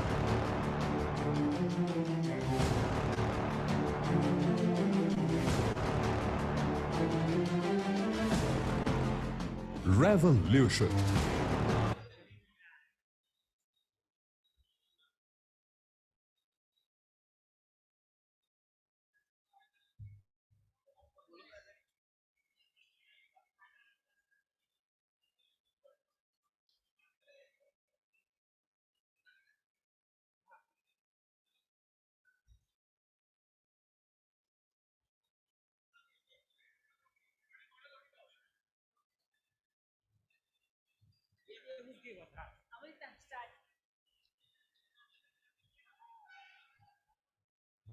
May I request our dignitaries and our guests to please take your seats and get settled.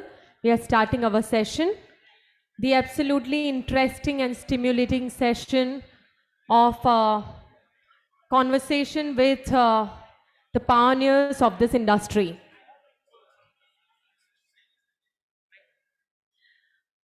May I request you all to please take your seats as I'm going to introduce the very first speaker of this special session.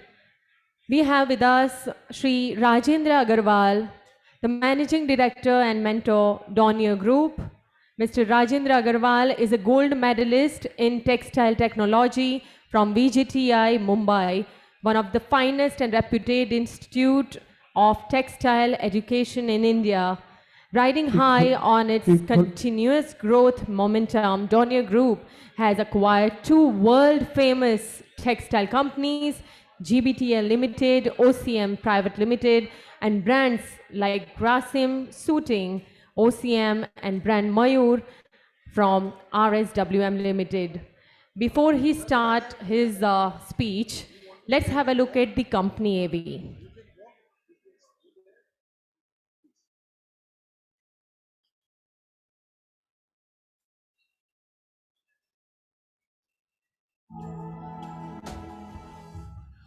Sri Vishwanath Ji Agarwal, Chairman of Dornier Industries Limited, is a visionary with entrepreneurial skills.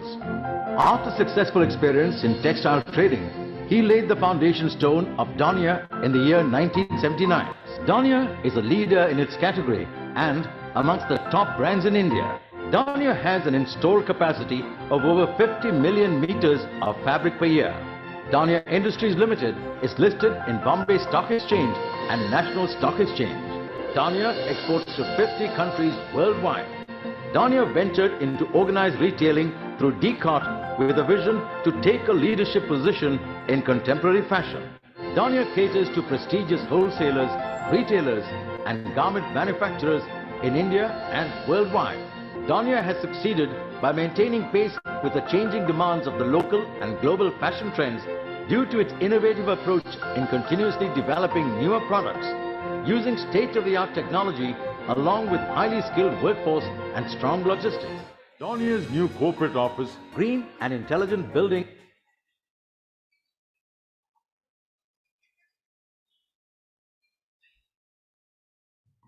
So before we commence, we would like to take this opportunity and present a small token of appreciation and just a small gesture.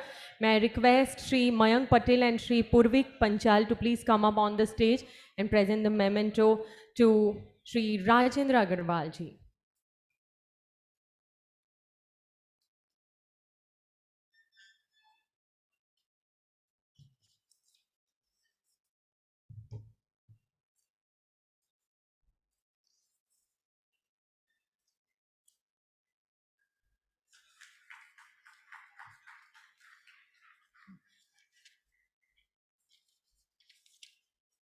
Let us all join our hands together, everyone.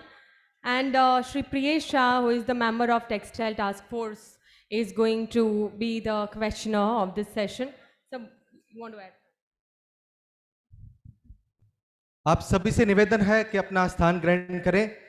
ऐसे 5 textile के महारथी जिन्होंने अपने जीवन की महायात्रा में से हमें कुछ अंश सुनाने वाले हैं और इतना जबरदस्त सेशन 1, सेशन 2 और अब सेशन 3 होने जा रहा है, तो इन्होंने तो जिंदगी में वो अचीव किया ही है, पर आज हम पे है कि इन 5 स्पीकर से एक एक बात चुक कर हम घर लेके जाएं मिनिमम। तो हम लाभार्थी बने। आप सबसे निवेदन है कि लास्ट सीट से लेके अभी तक जहां जो खड़े हैं अपना स्थान ग्रहण करके अपना करें। आज हमारे बीच में श्री राजेंद्र जी अग्रवाल आ रहे हैं। ओसीएम हो या मयूर हो या ग्रेडो हो, डॉनियर हो या ऐसे कई एक्विजिशन हो, इंडिया के लार्जेस्ट शूटिंग टॉप 3 ब्रांड्स में से अगर एक है तो ऐसे डॉनियर ग्रुप के चेयरमैन श्री राजेंद्र जी अग्रवाल आज हमारे बीच में है। एक बार जोरदार तालियों से और अपना स्थान ग्रहण करके एक बार जोरदार welcome. And over to Priyesh भाई एंड राजेंद्र भाई।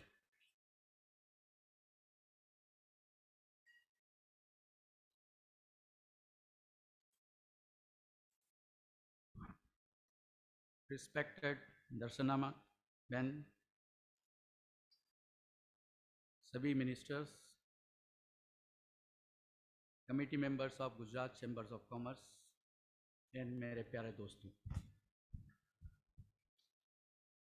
दर्शना बहन ने तो सक्सेस की स्टोरी पहले ही कह दी और ऊपर से उन्होंने नरेंद्र मोदी जी का जो कविता या जो उनका आशय है वो बताया। उसके देख के तो हर व्यक्ति सक्सेस हो सकता है, ऐसा कोई हो ही नहीं सकता कि जो सक्सेस नहीं हो सकता।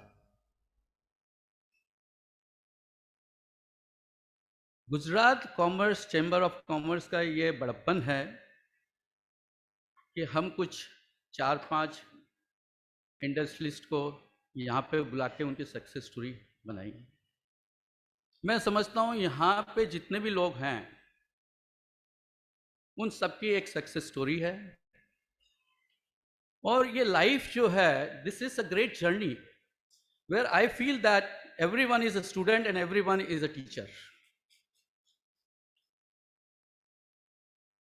हमको हर समय किसी से कुछ सीखना है और किसी को कुछ देना है।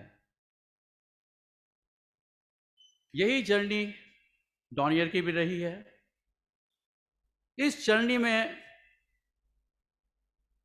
मैं आप लोगों के साथ में सबसे पहले मेरे फादर के लिए ग्रेटिट्यूड एक्सप्रेस करना चाहूँगा। My father late Shri Vishwanath Agarwal ji, whom we call कर्म योगी।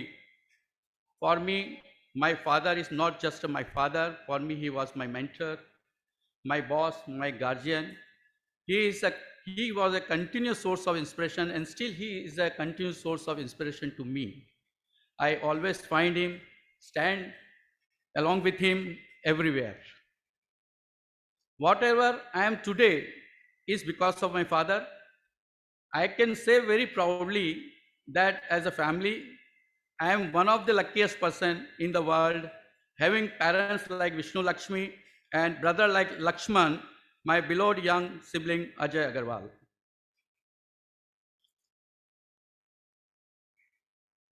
Every organization, every human being, every family has some belief and systems. Our father has created a belief system. The most important belief system is a commitment. वो हमेशा बोलते थे, अगर आपने किसी को commitment दे दिया तो कमिटमेंट फुलफिल होना चाहिए।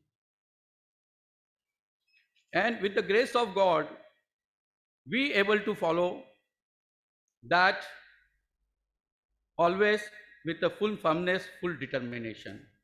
And I believe that whatever today we have, we are because of the commitment level which we have in within family, within organization, and across the country and across the global. चाहे तेजी हो, चाहे मंदी हो, अगर व्यापारी की भाषा में बोलूं तो एक बार जो सौदा हो गया, जो बात हो गई, चाहे वो कागज पे लिखी है या नहीं लिखी है, लेकिन वो चीज़ें ट्विस्ट नहीं होगी, वो पत्थर की लकीर है।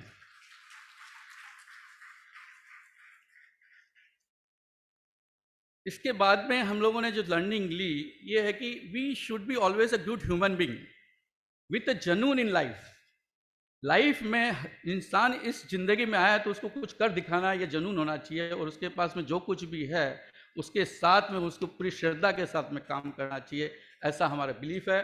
और ये जनून हमने हमारे ऑर्गेनाइजेशन में, हमारे डिस्ट्रीब्यूटर्स में हर जगह देने की कोशिश करी है। यदि if somebody can run one hour anthem which we profoundly which reflect our complete belief system.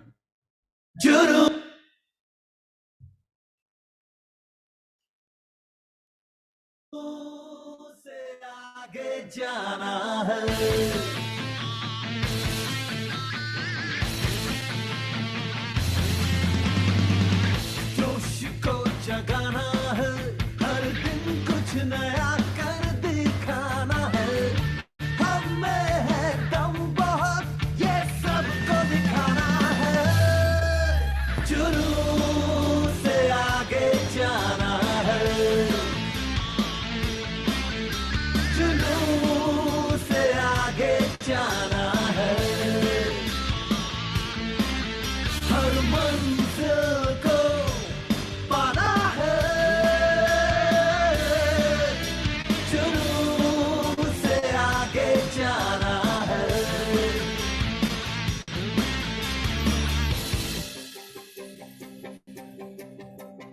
जो भी है आज है, इस समय को नहीं गवाना है।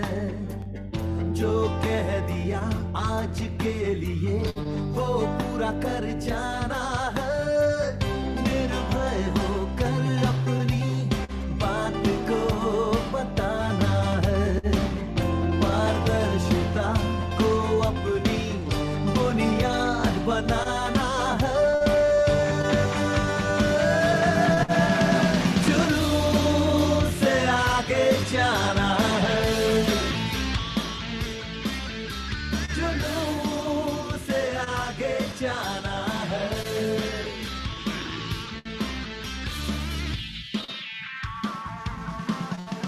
चुनौतियों को गले लगाना है, हमें सबसे आगे जाना है। मिलजुल कर नई ऊंचाइयों पर डॉनियर को लेके जाना है।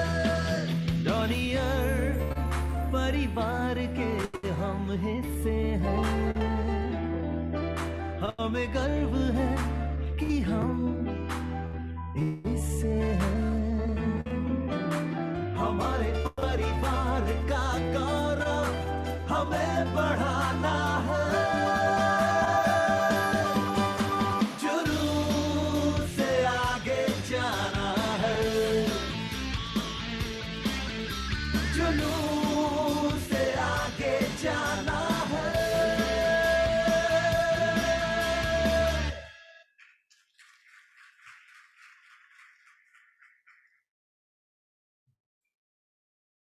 Second thing which I learned is that we should not take any undue advantage of anyone on the basis of situation.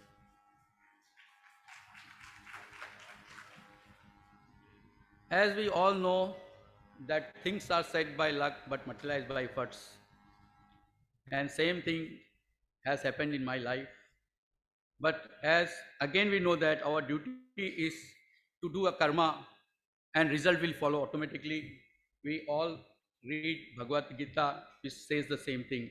And we as a family, as an organization, we believe in Ramayana and Mahabharata. And as you all know, Devidat Patnaik has expressed in a management philosophy Ramayana and Mahabharata very well. He says that when a company starts or a proprietor starts an organization, he should act as a Rama, where he has to give instruction, direction to a very unlearned persons and create a team and get the work done from them. So I believe that we all have started with the same philosophy of Ramayana by the Rama. And as we grow, then we need to follow, I think, Krishna, a patra of Mahabharata, where what Krishna does, he gives the direction and all professionals around him work for achieving the goals. So we try to again implement, adopt this Vakya of Devidat Patnaika very closely, and we have grown from, you can say, philosophy of Ramayana to the philosophy of Mahabharata by Krishna. As a personally to me, I am always very open to share my knowledge with the society, with any textile company, any textile entrepreneur, textile professional. I feel that is the indirect help to the society, and we should always do connect. Somebody comes that कि भाई मेरे पास में तो 500 करोड़ रुपया है, क्या मैं Dornier जैसा ब्रांड क्रिएट कर दूंगा क्या करने का? मैं कहता हूँ बॉस 500 करोड़ के 1000 करोड़ रुपया भी होगा तो you can't create Raymond, you can't create Siyaram, you can't create Donear basically. हर चीज का एक टाइम होता है. Time is very important. Time is more important than money. करने का मेरे पास में इस तरह के और भी कई टेक्निकल मैटर्स में, luckily I am also textile graduate from VJTI, तो उसके बारे में लोग आते हैं. एंड मेरी हमेशा इच्छा रहती है कि यदि मेरे से अगर किसी को भी कुछ अगर मिल जाए जिससे कि उसका कुछ न कुछ उसको इंसाइट मिल जाए, तो I feel very happy about that, that I can say at a personal level, anyone from you, anytime related to textile, if any query, you please call me, I will be always available.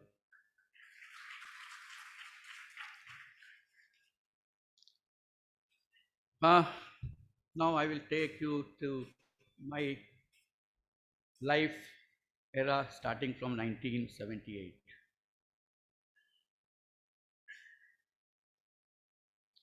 In 78, I was in 12th standard. I passed with a very good marks. My family, all my father's cousins and everyone were in the doctor business. But my father was doing, he was one of the biggest distributor of Grasim suiting, which today we own. And the son-in-law of Birlaji, he was putting up one factory, India Suiting. So my father has been advised to give an honorary advice to them basically. And in one meeting, my father was trying to express something, and Bharat Kumar Tapadia, who was the Doita grandson of G.D. Birla, expressed that Vishwanathji, please interfere everywhere, but don't interfere in technical matters. And that one line took father aback. Believe me, that day at 11 p.m. he reached the home. He got up me and told that, no, you need not to become a doctor, you have to become an engineer, textile engineer. Believe me, I had applied in engineering in VJTI, I had applied in KEM for the medical, but I was not knowing that textile engineering is in VJTI.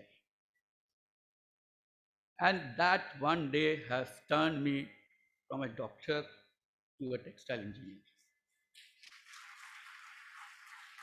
But at the same time, as genetically we were all determined in our family, so I took one promise from my father that if you are putting me in a textile engineering, then I will start my textile manufacturing unit immediately after passing out of the graduation.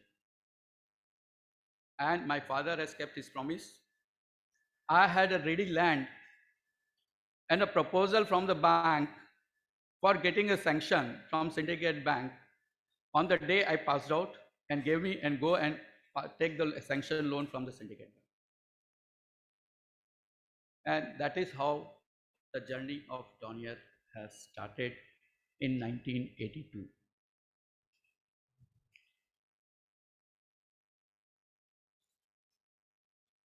Again, as we know, basically,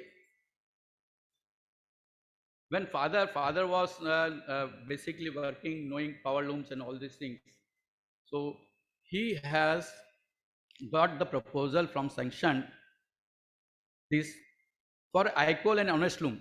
I think you must be knowing basically that's a very semi-automatic loom basically. And when I went to the Murbad and realized that nearby all automatic looms are there, so I told that father that it is not possible to put a semi-automatic. And we should go for automatic because as you know, in Murbad, Maharashtra, there was a Datta Samans Unions Pro there and everything basically. But father was that time was not very bank savvy and all these things. He told that I can't get the sanction again go for a sanctioning and all these things. That time I again determined and expressed that I will get sanction.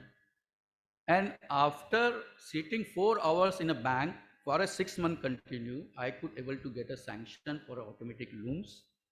And that's how we started our factory.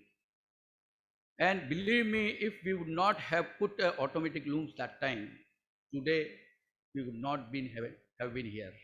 Because from the 1982, if you all remember who are in synthetic, the coarser count, Matty and all these things has started and the market was booming with that. So that is how the success story of Donier has started. So what we believe that we need to be understand the technology, the importance of the technology, and right time we should go for a right technology.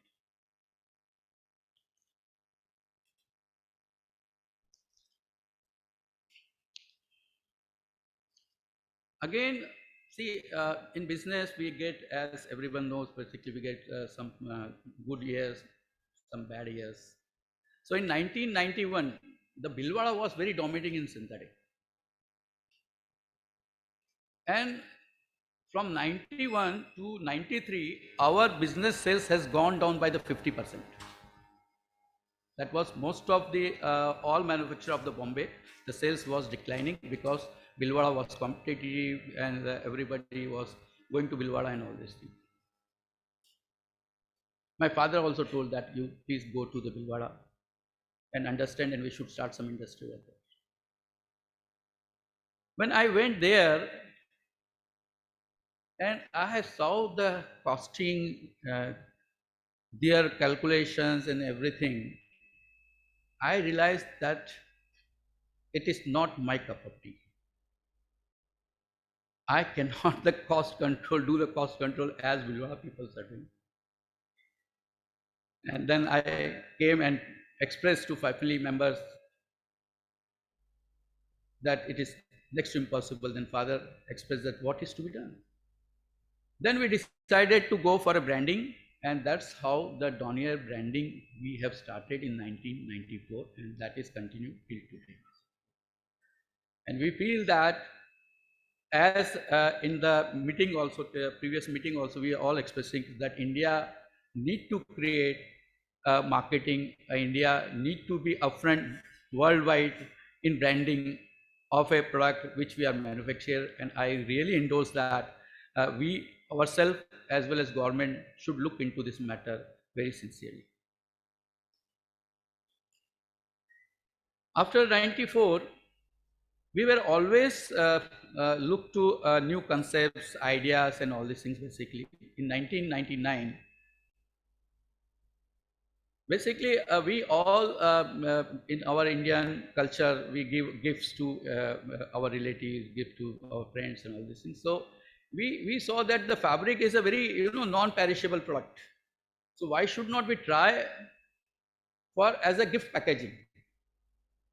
So we came out for this idea. We worked on this 6 months on packaging. We written in the 4 language.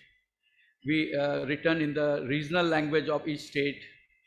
What is this basically? We created a complete campaign, gifts for you. And believe me, that again give a grand success to a Donier in 1999. And we were up again other competitors. And proud to say that because of this pioneer, we being a pioneer industries, a packaging industry, a parallel industry has started from then for a textile as a packaging, which is still continue today. And in counters today, MBOs, around 20% share is of packaging. So one side we have promoted textile, another side packaging industry also grew because of that.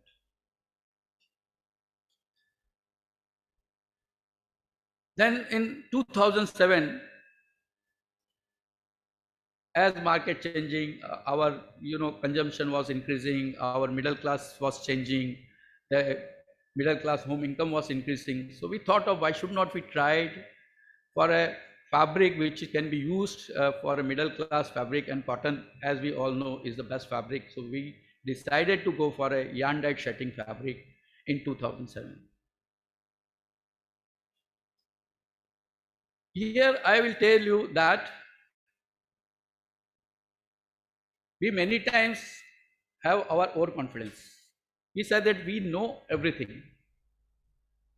And I frankly tell you, I also committed the same mistake, which made me this project very in a tough line from 2007 to 2010, because we did not hire a right professionals which should have been hired at that time, even right from the textile project implementation to the execution to the marketing. So my take on and my expression is that we all should have a right people at the time of starting, before conceiving the project till the execution, and also in operation, the professionals, a right professional, which is very important, and the teamwork with them is very important. And thereafter, we never tried to commit this mistake, and because of that, again, we succeed in our future projects. In yarn dyeing, we did well. There we were also in Surat, we have the unit. There we are processing our synthetic fabric also. In Silvassa, we have our synthetic weaving manufacturing. By the time process, we established that unit in 2015 as a organization, as our team. We decided to go by 2018 2x. In 3 years, we have to make our company 2x. We made a plan, our all departmental head, our HODs, our presidents, everyone has prepared their proper homework, papers and everything. We used to take 6 meetings in a year, but somehow that growth did not took place. So in 2016 December, I have thought that what can be done, because what we observe that the distributor market in India, and even for the synthetic in overseas market also, even the brands also stick to the companies who are giving satisfactory supply to them. So to cater and capture those markets and distributors, then we thought, why not we try to acquire few companies by which we can get the complete channel business. Then as we know that all the companies which are available by the acquisition has some challenges. So we identify which companies could be there, which have the least challenges and all these things. So we concentrated where the management focus is missing. So out of that time we observed that for Kumar Mangalam Birla, such a small business is peanuts for them basically, and we approached them. My colleague, Renuka Ramanathan, I think many of must be knowing that she is from Multiplex, and she has heavily invested in Arvind Limited also. So she is also on the board of the Ultratech Cement also. So I told her that why should not you can try and get it done. And I think within 7 days, the deal has been cracked. So I think in February or March, the deal has taken, and on the 12th July 2017, we have started a new journey for Grasim Bhiwani Textiles for the exports and domestic for their brands. Similarly, in OCM, in November, we have took the OCM. Again, it belongs to WL Ross. They were a fund manager. Usually fund manager tries to exist from 6 to 7 years, but India, they acquired this in 2007. They could not able to get the exit. So we had a meeting with them, their seniors, and we were able to get that. So this is a small journey. For a branding, we always tried to the branding at the right time. Actually, I tell you, the Amitabh Bachchan was endorsed for our brand Donier. Actually, it was signed for a Donier in March 2017. But when we took over this Grasim Bhiwani Textile in 2017, then we decided that it needs more branding, and we gave a campaign on the Amitabh Bachchan campaign in Grado, and I can proudly say that today Grasim has a very right and good transition from Grasim to Grado in a span of 3 years.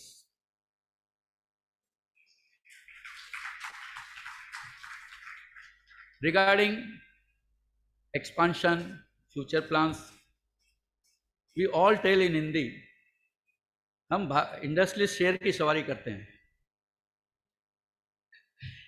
यदि आप इसको नहीं दौड़ाओगे और रुक जाओगे तो ये आपको खा जाएगा. So, keeping that in mind, we always try to grow.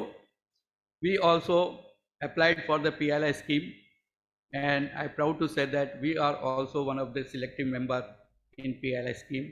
And I promise I will try to give my best to industry and society as best as possible. Thank you very much.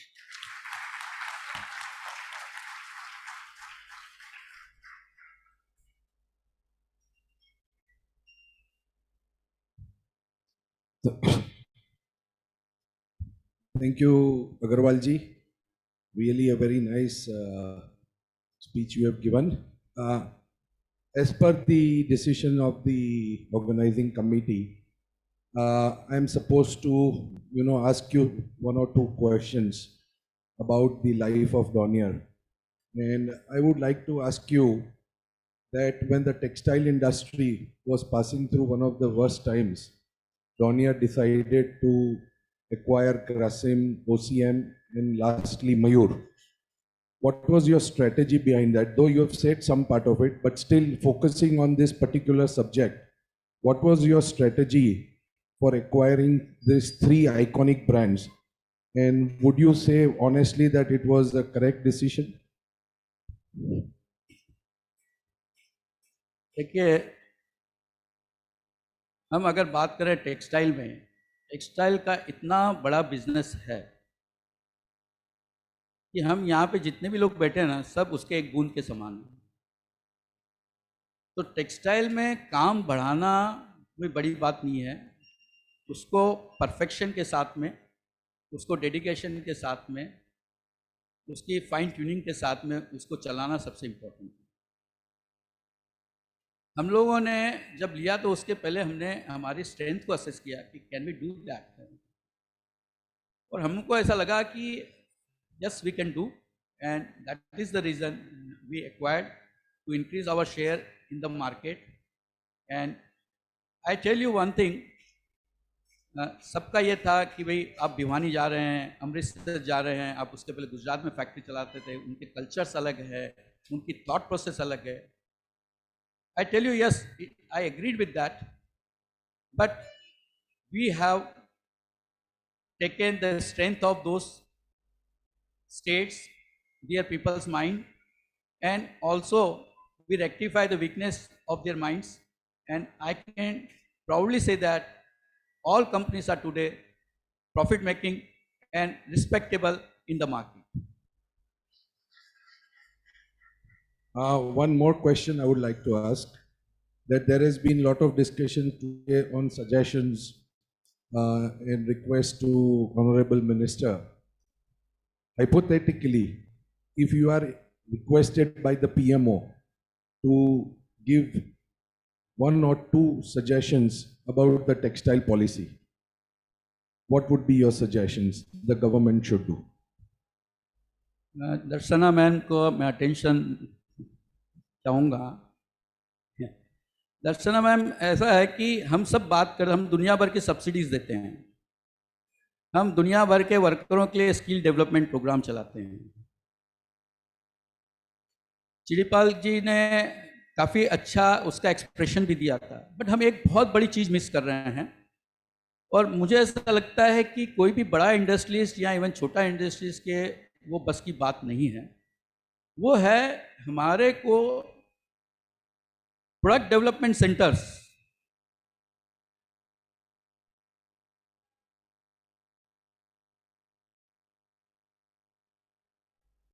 या हमारे को product development centre, know how centres, कैसे अपने को business को modernise करना है, इन सब के लिए हमारे एक मेरे को लगता है कि उस सेंटर्स पे 500 से 1000 करोड़ रुपया खर्च होगा, जो कि एक इंडिविजुअल इंडस्ट्रीज की बस की बात नहीं है। और वो स्टेट के बजाय यदि सेंट्रल गवर्नमेंट अगर इस तरह के कम से कम 25 सेंटर क्रिएट करें इन जेवी विद द इंडस्ट्रियलिस्ट और independent with the strong IAS officer, I think that can change the scenario. Because आप टर्की देखिए, टर्की इतना आगे बढ़ गया, आज टर्की का कपड़ा हमारे यहाँ से $1 ऊंचे में बिकता है वर्ल्ड में। आज इटली में लोगों को पास काम नहीं है, उनके रिटायर्ड लोगों को आप लेके यहाँ पे नो डेवलप कर सकते हैं।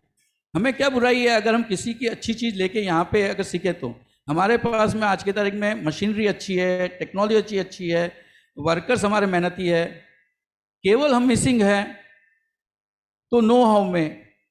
चाइना ने दूसरे तरीके से किया, चाइना ने क्या है, उन लोगों को सब्सिडीज देके उनके प्लांट्स लगा दिए और उसके बाद में उनसे नो हाउ लेके लोकल कंपनियों ने चालू कर दिया।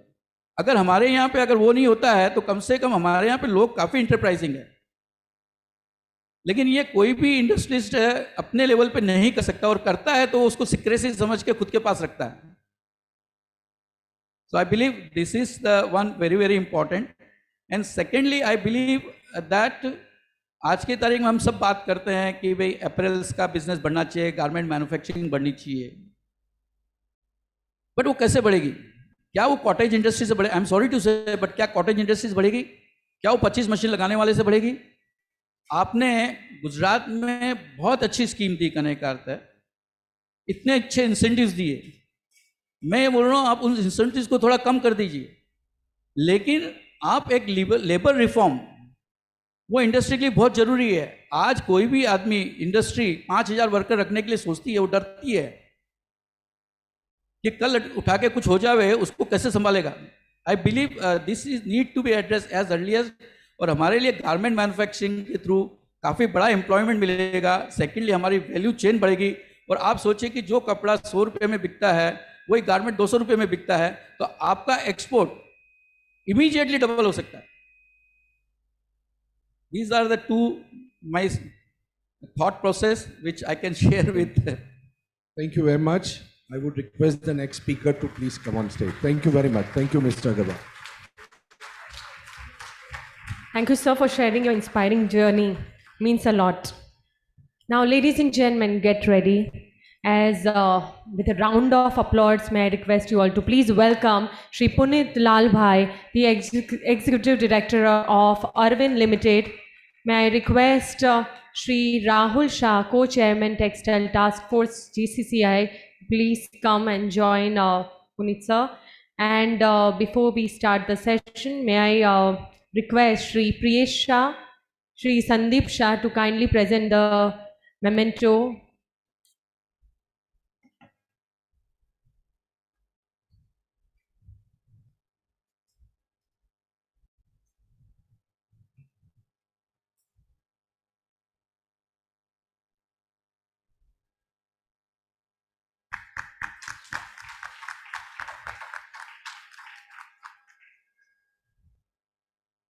Punit ji, stage is all yours.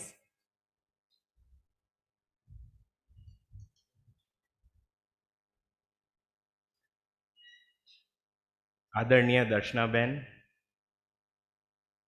Miss Mahapatra, all dignitaries and friends, मैं आप सबका आभार व्यक्त करता हूं कि आप लोगों ने मुझे यहाँ आमंत्रित किया कुछ 2-4 शब्द बोलने के लिए। मैं आज यहाँ आपको एक कहानी के बारे में बताने आया हूँ, एक कहानी सुनाने आया हूँ, और ये कहानी 100 साल से चली आ रही है। यह है अरविंद और लाल भाई ग्रुप की कहानी। शुरुआत हुई थी इन 1897, और इस कहानी में जो कोई भी छोटा सा सक्सेस है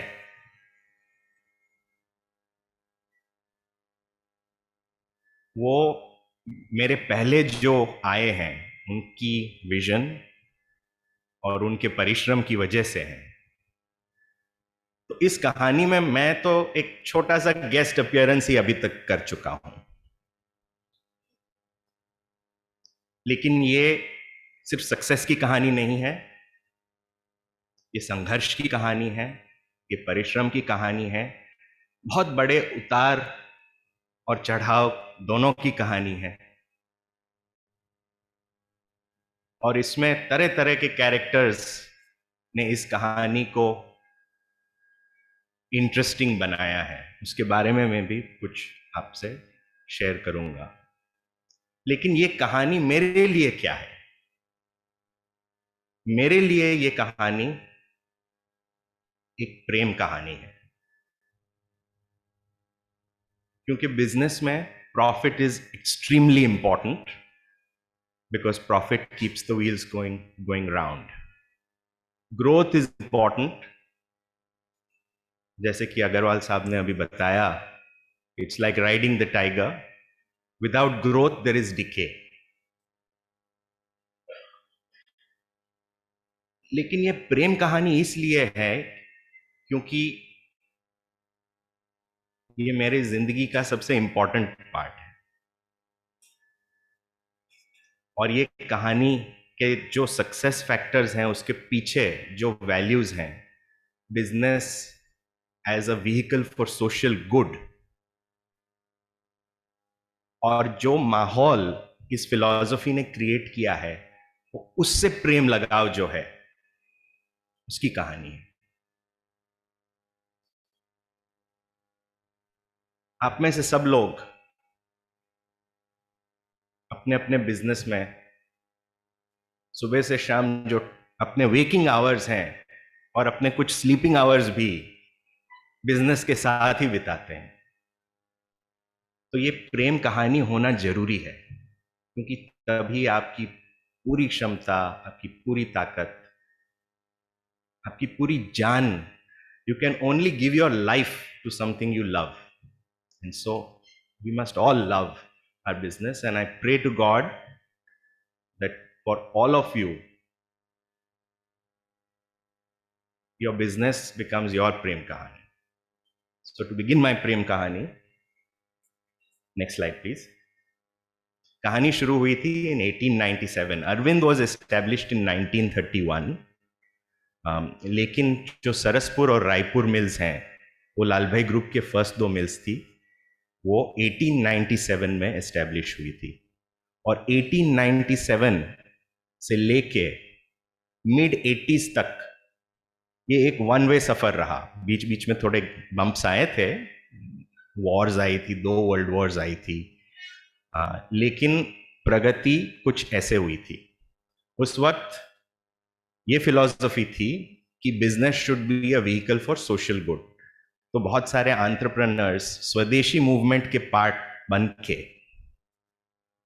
टेक्सटाइल्स में इन्वेस्टमेंट्स किए थे उन्होंने, और ये पहले से ही पब्लिक लिमिटेड कंपनीज थी, विद द आइडिया बीइंग कि broader society should have a share in the growth and development of technology in India.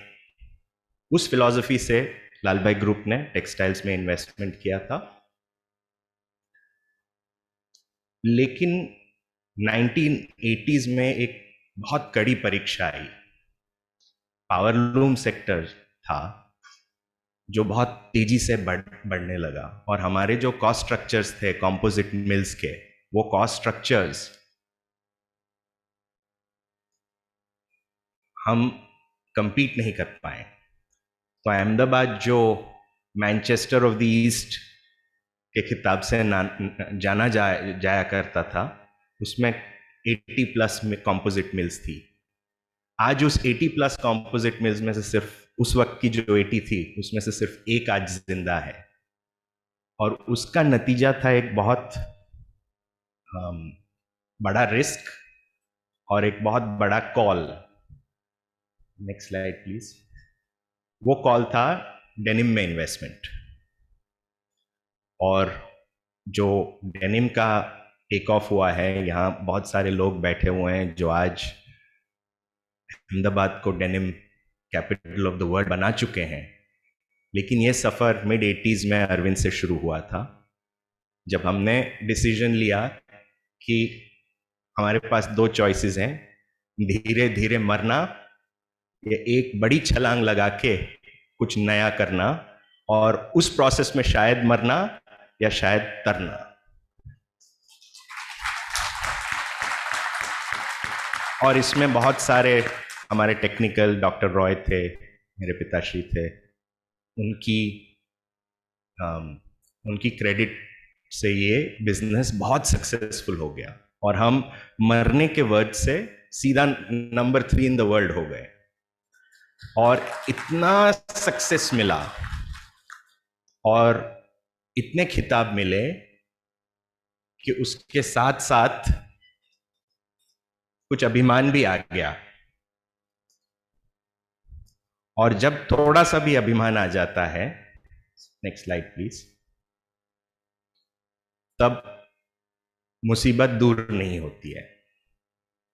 तो हमने उस वक्त बहुत अच्छा मैकिन्जी को रखा, बहुत अच्छी स्ट्रैटेजी को और कॉम्पिटेंस पे फोकस करने की बनाई। उसमें वर्ल्ड्स लार्जेस्ट टेक्सटाइल कॉम्प्लेक्स, जो सातेज का कॉम्प्लेक्स आप देख रहे हो, उसमें इन्वेस्टमेंट करने का डिसीजन ले लिया। इन्वेस्टमेंट किया, डेनिम के पैसे धनाधन आ रहे थे उस वक्त, प्लान बड़े होते गए, प्रोजेक्ट एग्जीक्यूशन थोड़ा सा ढीला रहा, प्रोजेक्ट डिले होते गए, और डेनिम में आई मंदी, एनर्जी कॉस्ट्स एकदम से बढ़ गई। जो कुछ भी गलत हो सकता था वो सारा गलत हुआ, और हवा में उड़ते उड़ते हम सीधे नीचे जमीन पे आ गए। जमीन पे ऐसे आए कि कंपनी की एग्जिस्टेंस भी क्वेश्चन में आ गई। और फिर से ये कहानी में संघर्ष की बात आती है। उस वक्त हमारी जो वहां की टीम थी, रात दिन एक करके मेहनत करके कुछ 100+ लेंडर्स को एक टेबल पे बिठा के सबसे इम्पॉसिबल दिखता हुआ रिस्ट्रक्चरिंग पॉसिबल बनाया। उसमें जयेश शाह और मेरे पिताश्री का बहुत बड़ा योगदान रहा। और वहां से जब हम निकले तब हम लीनर थे, तब हमें बहुत सारी सीख भी मिल चुकी थी, और फिर से हमारी ट्रेजेक्टरी ऊपर की तरफ हो गई। और ये जो रिस्ट्रक्चरिंग है वो आज उसके केस स्टडीज भी मैनेजमेंट स्कूल्स में पढ़ाए जाते हैं। तो सबसे, और ये भी मैं कहूँगा कि ग्रुप का आज से सबसे वैल्यूबल जो कैश फ्लो जनरेटिंग एसेट है वो यही प्लांट है, जिसने हमें बहुत मुसीबत में डाला। वो आज हमारा सबसे सक्सेसफुल या कैश जनरेटिंग इंजन है। Next slide please. मेरे स्लाइड का टाइटल, मेरे टॉक का टाइटल था स्टोरी ऑफ री इन्वेंशन। सो ये जो 1997 की कहानी है, उसमें कई मोड़ आए जब हमने टोटली हमारी अपने आप को बदला है। पहले बदलाव के बारे में मैंने बात किया, वो था traditional textiles to denim. Second reinvention था डेनिम टू सांतेज, yarn dyeing, knits, piece dyeing, ये सब टेक्नोलॉजीज में। अभी जो थर्ड री इन्वेंशन आया वो इंडियन कंज्यूमर का पावर देख के हमने ये डिसीजन लिया कि हम ब्रांड्स बिजनेस में जाएंगे। और वो अर्ली 90s में हमने ये डिसीजन लिया। इंडिया की first denim brand flying machine मेरे फादर के कजिन ने स्टार्ट की थी, उसको अक्वायर करके ब्रांड्स का बिजनेस चालू हुआ था। और ये भी एक ऊपर नीचे संघर्ष की कहानी है, लेकिन ओवर द इयर्स हम इंडिया के टॉप 3 ब्रांड हाउसेस में से एक बन पाए। और ये एक अपॉर्चुनिटी थी जहां हमने अपने आप को फिर से रीइन्वेंट किया। मैं ये कॉन्फिडेंट हूं कि जो इंडियन कंज्यूमर का पावर है वो अभी तक हमने उसका फुल पावर नहीं देखा। ये कहानी तो अभी शुरू हुई है। और जिस तरीके से करंट प्रशासन जो है वो संघर्ष कर रहा है, जो गवर्नमेंट का विजन है और उसके पीछे जो काबिलियत भी है, उसको देख के ये एक बहुत बड़ी अपॉर्चुनिटी है for the consumer facing business as well as the manufacturing business. So ये एक रीइन्वेंशन था। और जो फाइनल रीइन्वेंशन था अरविंद का, वो इन प्रोग्रेस है। हमारे एक एग्जीक्यूटिव डेनिम के सीईओ के पद से रिटायर हुए थे, उनका नाम था मिलिंद हार्डिकर। उनको एक काम दिया गया था कि ग्रुप के लिए नए बिजनेस अपॉर्चुनिटीज ढूंढे। यहां मेरी एंट्री होती है इस कहानी में। उस वक्त मैं मैनेजमेंट ट्रेनी के पोजीशन पे अरविंद में जस्ट ज्वाइन हुआ था, और उनके टीम में मेरी एंट्री हुई थी। और 100 से ज्यादा बिजनेस अपॉर्चुनिटीज को हमने इवैल्यूएट किया रात दिन एक करके। उसमें से टेक्निकल टेक्सटाइल्स का जो एक अपॉर्चुनिटी था वो बोर्ड ने सिलेक्ट किया कि इसमें इन्वेस्ट करने जैसा है। Next slide please. और पिछले 10 साल से हम इस पे काम कर रहे हैं और ज़्यादातर मेरा टाइम इसके पीछे जाता है। और इस साल हम यहाँ पे 1000 करोड़ के लेवल पे पहुँच गए हैं। और गवर्नमेंट पॉलिसीज को देख के, पीएलआई को देख के आगे इसमें बहुत पोटेंशियल दिख रहा है। तो ये जो अरविंद की कहानी है, उतार चढ़ाव, बार बार ये रीइन्वेंशन, उसमें 3 चीज कॉमन थ्रेड है जो मुझे सीखने को मिली है। Next slide please, just click through. इसमें ये 3 फैक्टर्स हमारे लिए बहुत यूजफुल रहे हैं। रीइन्वेंशन करने, अपने रूप बदलने के लिए इनोवेशन की बहुत जरूरी है। बहुत पहले से कुछ नया करना, कुछ मार्केट से अलग करना, कुछ पहले करना, कुछ जल्दी करना, ये इनोवेशन का मेरा डेफिनेशन है। और 1897 से आज तक ये की फैक्टर रहा है। सेकंड है ट्रस्ट, जो फिलॉसफी से अरविंद स्थापित हुआ था, वो फिलॉसफी नेचुरली ट्रस्ट एंजेंडर कर रहा है। तो हम जब किसी से कुछ कहते हैं, कुछ बोलते हैं, लोग हमें बिलीव करते हैं, और ये हमारा एक सबसे बड़ा एसेट है। और ये एसेट मेरे जो पहले आए हुए हैं, और मैं भी कोशिश करूंगा कि इसको जान से भी ज्यादा प्रोटेक्ट करने की जरूरत है। और लास्टली पीपल, जब कस्तूरभाई लाल भाई ने अरविंद की स्थापना की थी, उनके पास 2 महान व्यक्तियां थी, बीके मजूमदार और चंद्र प्रसाद देसाई। और जो मैंने देखा है, मेरे साथ जिन्होंने काम किया है और मेरे पिताश्री के साथ जिन्होंने काम किया है, सुशील कौल, आमिर अख्तर, आशीष कुमार, कंपनी का जो सक्सेस है वो इनकी वजह से है। So it is all about good people. और एक चीज जो सारे प्रमोटर, अरविंद के प्रमोटर्स ने है, बहुत पावर लोगों को दिया है और लोगों को फ्रीडम दिया है कि वो करके दिखाए वो क्या कर सकते हैं। तो ये लोग शायद मेरे से भी ज्यादा कंपनी को अपना मानते हैं, और इनके बिना अरविंद जहां पहुंचा है आज, वहां नहीं पहुंच पाता। तो मैं ओपनली ये उनको क्रेडिट देना चाहता हूं, और मेरे पूर्वजों के विजन को भी क्रेडिट देना चाहता हूं कि वो ऐसे लोगों को अट्रैक्ट कर पाए और उनको एम्पावर कर पाए। So good people is the key recipe for any success story. Next slide please. अभी ये आगे कहानी कहाँ जाने वाली है उसके बारे में 2 मिनट बोलूंगा, फिर मैं मेरी वार्ता पे पूर्ण विराम करूंगा। आज ये 3 जो फैक्टर्स आप देख रहे हो,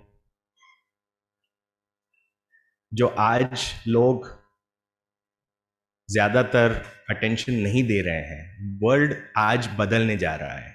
एक बड़े संघर्षमय पीरियड में से हमारी इंडस्ट्री इन पर्टिकुलर, जो बहुत रिसोर्स इंटेंसिव है, पीपल इंटेंसिव है, मार्केट ड्रिवन है, एक्सपोर्ट डिपेंडेंट है, उसमें संघर्ष आने वाला है।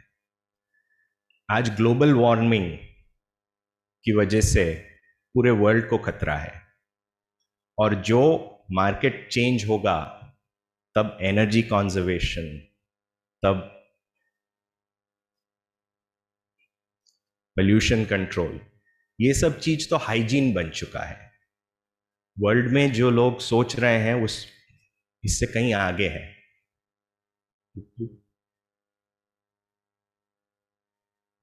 एक और,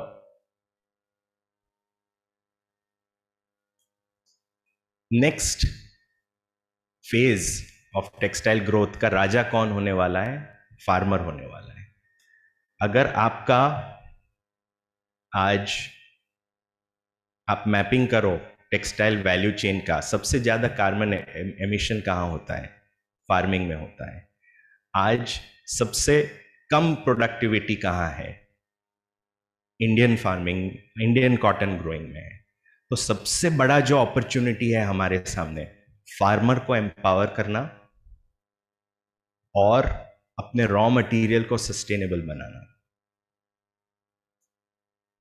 और गवर्नमेंट इस पे कहीं प्रयास कर रही है, इंडस्ट्री भी प्रयास कर रही है, तो हमें सबको मिलके सस्टेनेबिलिटी के बारे में सोचना होगा, फार्मर के बारे में सोचना होगा, और अपने कार्बन फुटप्रिंट के बारे में सोचना होगा। क्योंकि अगर हमें इस स्टोरी को अपने ग्रैंड चिल्ड्रन को बतानी है इस स्टोरी, और इस स्टोरी में अगर वो डिसाइड करेंगे कि इस स्टोरी का या तो हम हीरो है या विलन है, और अगर हम सस्टेनेबिलिटी को मायने नहीं रखेंगे तो हमारे ही ग्रैंड चिल्ड्रन हमें विलन के तौर से इस स्टोरी में देखेंगे। तो ये एक बहुत बड़ी फ्यूचर की factor of success for the future.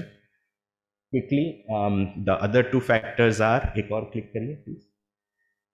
Geopolitical situation change हो रही है। लोग अभी फैक्ट्रीज यूरोप में डाल रहे हैं, अमेरिका में डाल रहे हैं। चाइना का जो डोमिनेंस था वो कम हो रहा है। बांग्लादेश ऑलरेडी ओवरफ्लोइंग हो गया है विथ ऑर्डर्स। इसमें इंडिया का एक बहुत बड़ा गेन हो सकता है।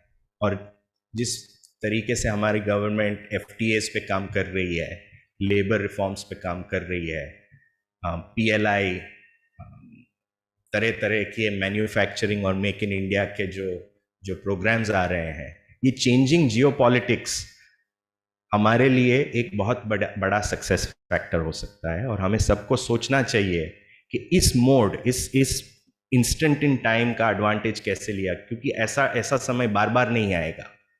जो करना है वो अभी करना है। गवर्नमेंट भी साथ है, जियोपॉलिटिकल सिचुएशन भी साथ में है, और ये समय is going to change the way textiles are bought and sold all over the world.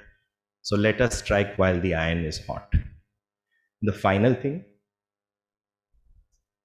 Data का जमाना है, तो हमें यह भी सोचना होगा कि डेटा के थ्रू हम अपने बिजनेसेस को कैसे ट्रांसफॉर्म कर सकते हैं। इंडिया में बहुत अपॉर्चुनिटी है, बट इंडिया की प्रोडक्टिविटी वर्ल्ड्स बेस्ट अभी तक नहीं है। डेटा, ऑटोमेशन, इनोवेशन को यूज करते हुए हम ये इंडिया का पावर अनलॉक कर पाएंगे। आज जो मैं डिस्कशंस कर रहा हूं कस्टमर्स के साथ, हम अपने ERPs इंटीग्रेट कर रहे हैं, हम डिजाइन थर्ड पार्टी सॉफ्टवेयर्स पे को क्रिएशन कर रहे हैं।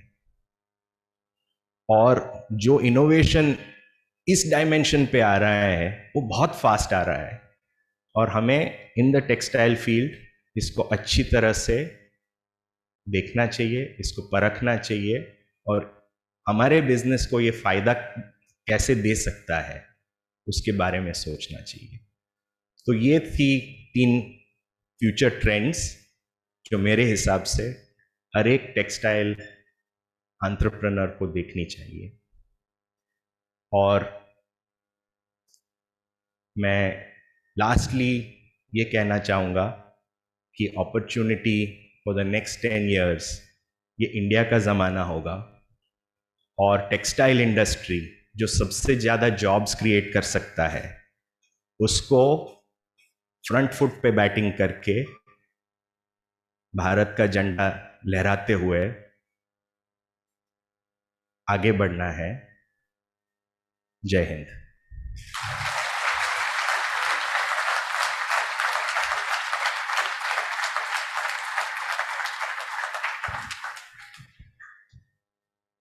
That was wonderful, Puneet Bhai. I must say that there are not many people here, the young generation today of Ahmedabad, who has come here specially to listen to you. And for them today, you are an icon to whom we look at and hope to get inspired from. Thank you for these wonderful words. 2 questions, quick questions that I would like to ask. First is, Arvind is making a lot of new investments in garmenting, as we understand. And with the government now signing the new FTAs, we have the UAE FTA in place, we have Australia, which is on the cards already, and UK also.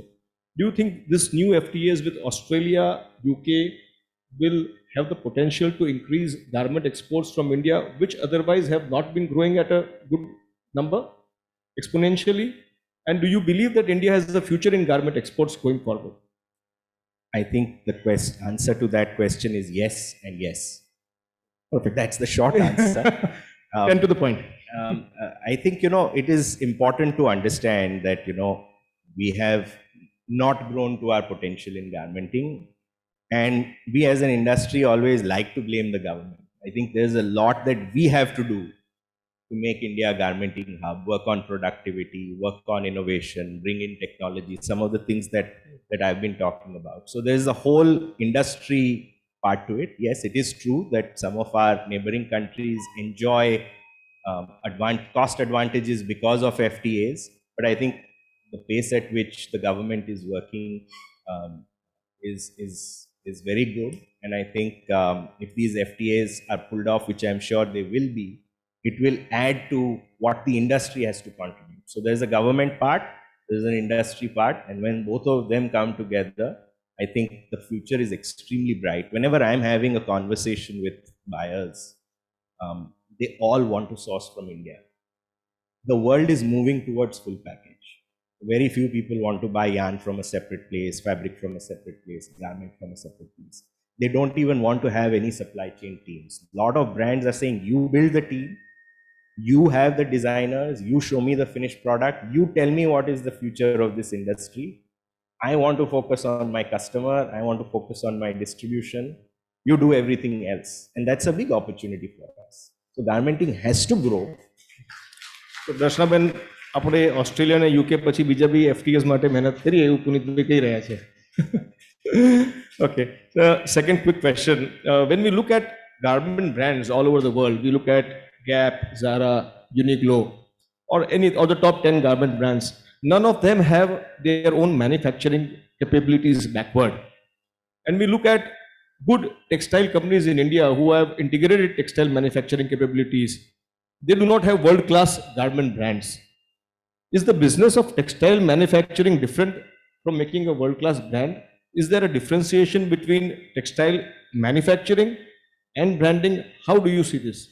So we are one of the exceptions. Yeah. So that we have had both. And after having gone through the experience of having both, we decided to split them into separate companies. Very good reason behind it. They are very, very different businesses requiring very different capabilities.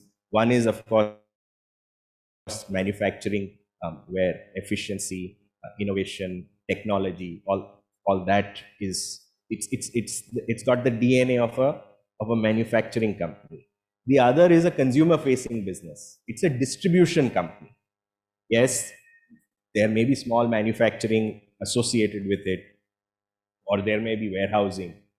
It's essentially understanding your customer and getting the product that the customer wants to the customer. So very different capabilities required. That's why globally, where especially in mature markets, where it's very difficult for companies to step out of their core competence.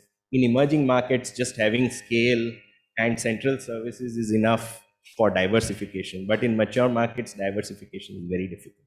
That's why you see, because the capabilities are so different, because the examples you took are from mature markets, people tend to focus on the capabilities that they are building and go deeper and deeper. That's why you don't see companies having both. I think they require very different skill sets, and I think this will continue. But that doesn't mean that for an entrepreneur, there is no opportunity. I think the opportunities in India are going to be very attractive, both on the brands and retail side and on the manufacturing side. I think if we play our cards right as industry and as policy makers, I think we can dominate textiles for a long time to come. We have everything we need. So I think to end and summarize this, I would say that you have ended up saying that we must reinvent Indian textiles today, and the coming 10 years are for the reinvention of Indian textiles. Absolutely. Thank you, Puneet Bhai. It was wonderful, and I'm sure that everybody loved this. Thank you for your time. That was Puneet Lal Bhai. Everybody, give it up. Thank you for sharing the insights, and that too through a wonderful narration, such an interesting story. Moving on, our next eminent speaker is Shri Rajesh R. Mandavewala, the Managing Director, Wellspun Group. May I request you all to have a round of applause and invite sir on the stage. Along with him, may I request Shri Ashish Gujarati, the President of Gujarat Chamber of Commerce and Industry, as a questioner. And for the felicitations, before you proceed, we would like to present a small token of appreciation. May I request Shri Arpan Shah to please come up on the stage, along with Ashish ji, to please do the honor, both of you, sir. Please present the memento to Shri Rajesh Mandavewala.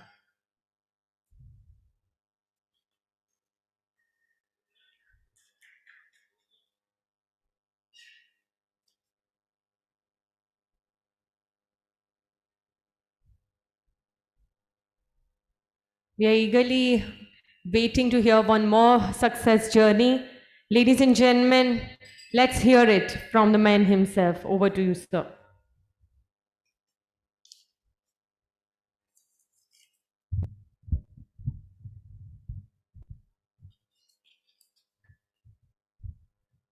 Respected Darshana Ben, Ms. Ruprashi Mahapatra, my friends from the textile industry, wish you a very, very good evening. I know it's been a long day for all of us, and the eminent speakers before I showed up on the dais have practically delivered my messages that I had prepared for the day, but I had some very interesting 90 minutes in the industry interaction with Madam Darshana and her team, and I have been around 40 years, Madam, and let me tell you that I have never felt so invigorated in meetings with the political and the bureaucratic diaspora that I experienced today. Madam was absolutely on top. I think there must be 70-80 people from the industry in the room. Madam ने अकेले हम सबको सलट लिया.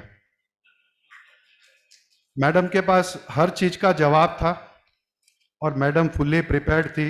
इतने prepared तो हम अपनी company चलाने में नहीं रहते हमारी इंडस्ट्री में जितनी मैडम फुली प्रिपेयर्ड थी. एक मैंने वहीं बैठे बैठे मैडम एक लिस्ट बनाई कि आप और आपकी सरकार ने क्या क्या किया है। हमने मांगा कस्टम ड्यूटी कॉटन पे बंद कर दें, आपने बंद कर दी, लेकिन कॉटन तो वहीं रहा, कॉटन के भाव तो घटे नहीं, उल्टे कुछ ना कुछ बढ़ ही गए। हमने रोडटैप ROSTCL आपसे कहा आप इसको एक्सटेंड कर दीजिए, आपने वो भी कर दिया। अब हम कह रहे हैं कि अब हमको 85% ही मिल रहा है।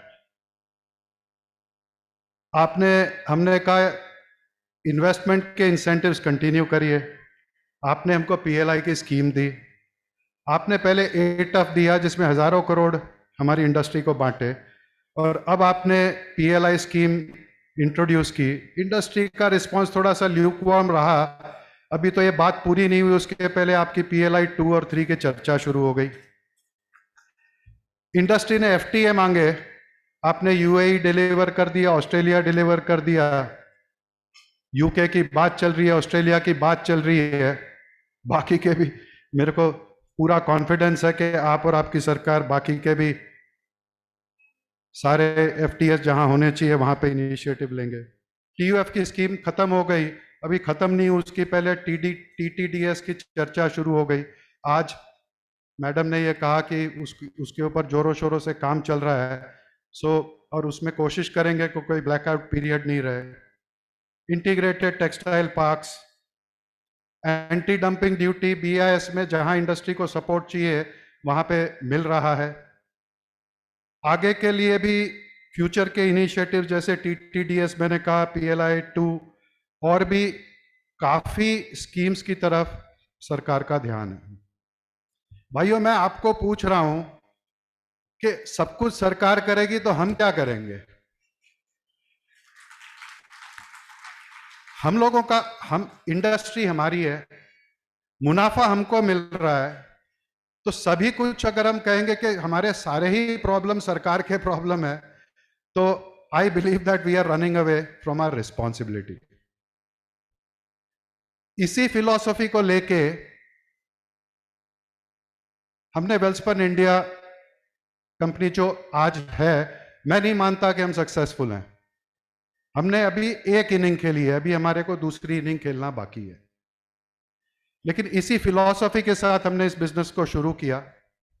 और कोई, मैं इसको as I said success story नहीं मानता, और मेरे बड़े मैसेजेस मेरे पहले आए एमिनेंट स्पीकर्स ने दे दिया, लेकिन एक या दो चीज मेरे को मैं आपसे शेयर करना चाहता हूं और ऐड करना चाहता हूं। एक, हमारी जर्नी इस कंपनी में शुरू हुई कस्टमर से और खत्म होती है कस्टमर के साथ। हर जो कंपनी का एम्प्लॉय है, मैनेजर है, सीनियर मैनेजमेंट है, मालिक है, उसका थॉट प्रोसेस सबसे पहले कान खुले रखने से शुरू होता है कि कस्टमर क्या कह रहा है। जब हमने कंपनी शुरू की, टेक्सटाइल मिलों का जमाना था, उस टाइम पे कपड़ा बना करता था और राशन हुआ करता था। लोग, उनके सेल्स मैनेजर अपने डीलरों को, डिस्ट्रीब्यूटरों को ये कहते थे कि भाई ये कपड़ा है, तुम्हारे को क्या पसंद है नहीं पसंद है, I don't care, this is what I have, अपना अपना माल लिखा लो, जब बनेगा तब आपको भेज देंगे। सो when we started business, we realized that our journey, we can't run our business like this. So we have to give to the customer what the customer wants, and the rest is history, because the business started in early 1990, and from a modest 10, 15, 20 crores in revenue, and almost two times of, in the last 30, 35 years of, two times almost staring at bankruptcy. Today, the company has grown to about 9,000 crores in revenue. And principally, this we believe that, that it is the customer who brought this company where it is. And it is, we still believe today, it is the customer who puts the food in the mouth of our children. So, and the definition of the customer changes. For someone, his distributor is a customer. For someone, the dealer is a customer. For someone, The retailer is the customer, like it was for us, that we went out, disintermediated, started selling to all the retailers worldwide directly. And mind you, in those days, it was not easy to sell the merchandise to the retailers directly, because this we had no trust. Like Puneet said, and I was smiling when he said the factor trust. So the word India had no trust. So we had to first bring trust. And what we did was invested in world-class technology back then, 30, 35 years, and the company has continued to do that over the last 30, 35 years. And first bridged that trust gap, and where we made mistakes, where we did not know how to make product, we went out and tried to learn by expertise. We bought Christie, for example. One of our customers in the UK said, your product is not as good as Christie. And that struck me. And the same year, we made an offer to buy Christie. And true to the customer's word, they made towels much better than we did. And so we bought Christie, we learned from them. We brought all those people back home to our factories for a good period of 2-3 years, completely overturned the way we thought of what quality was and what customer service was. So coming back, so a customer is a different customer for everyone, but I think the philosophy remains the same, that you work for your customer, listen carefully, and do what the customer wants you to do.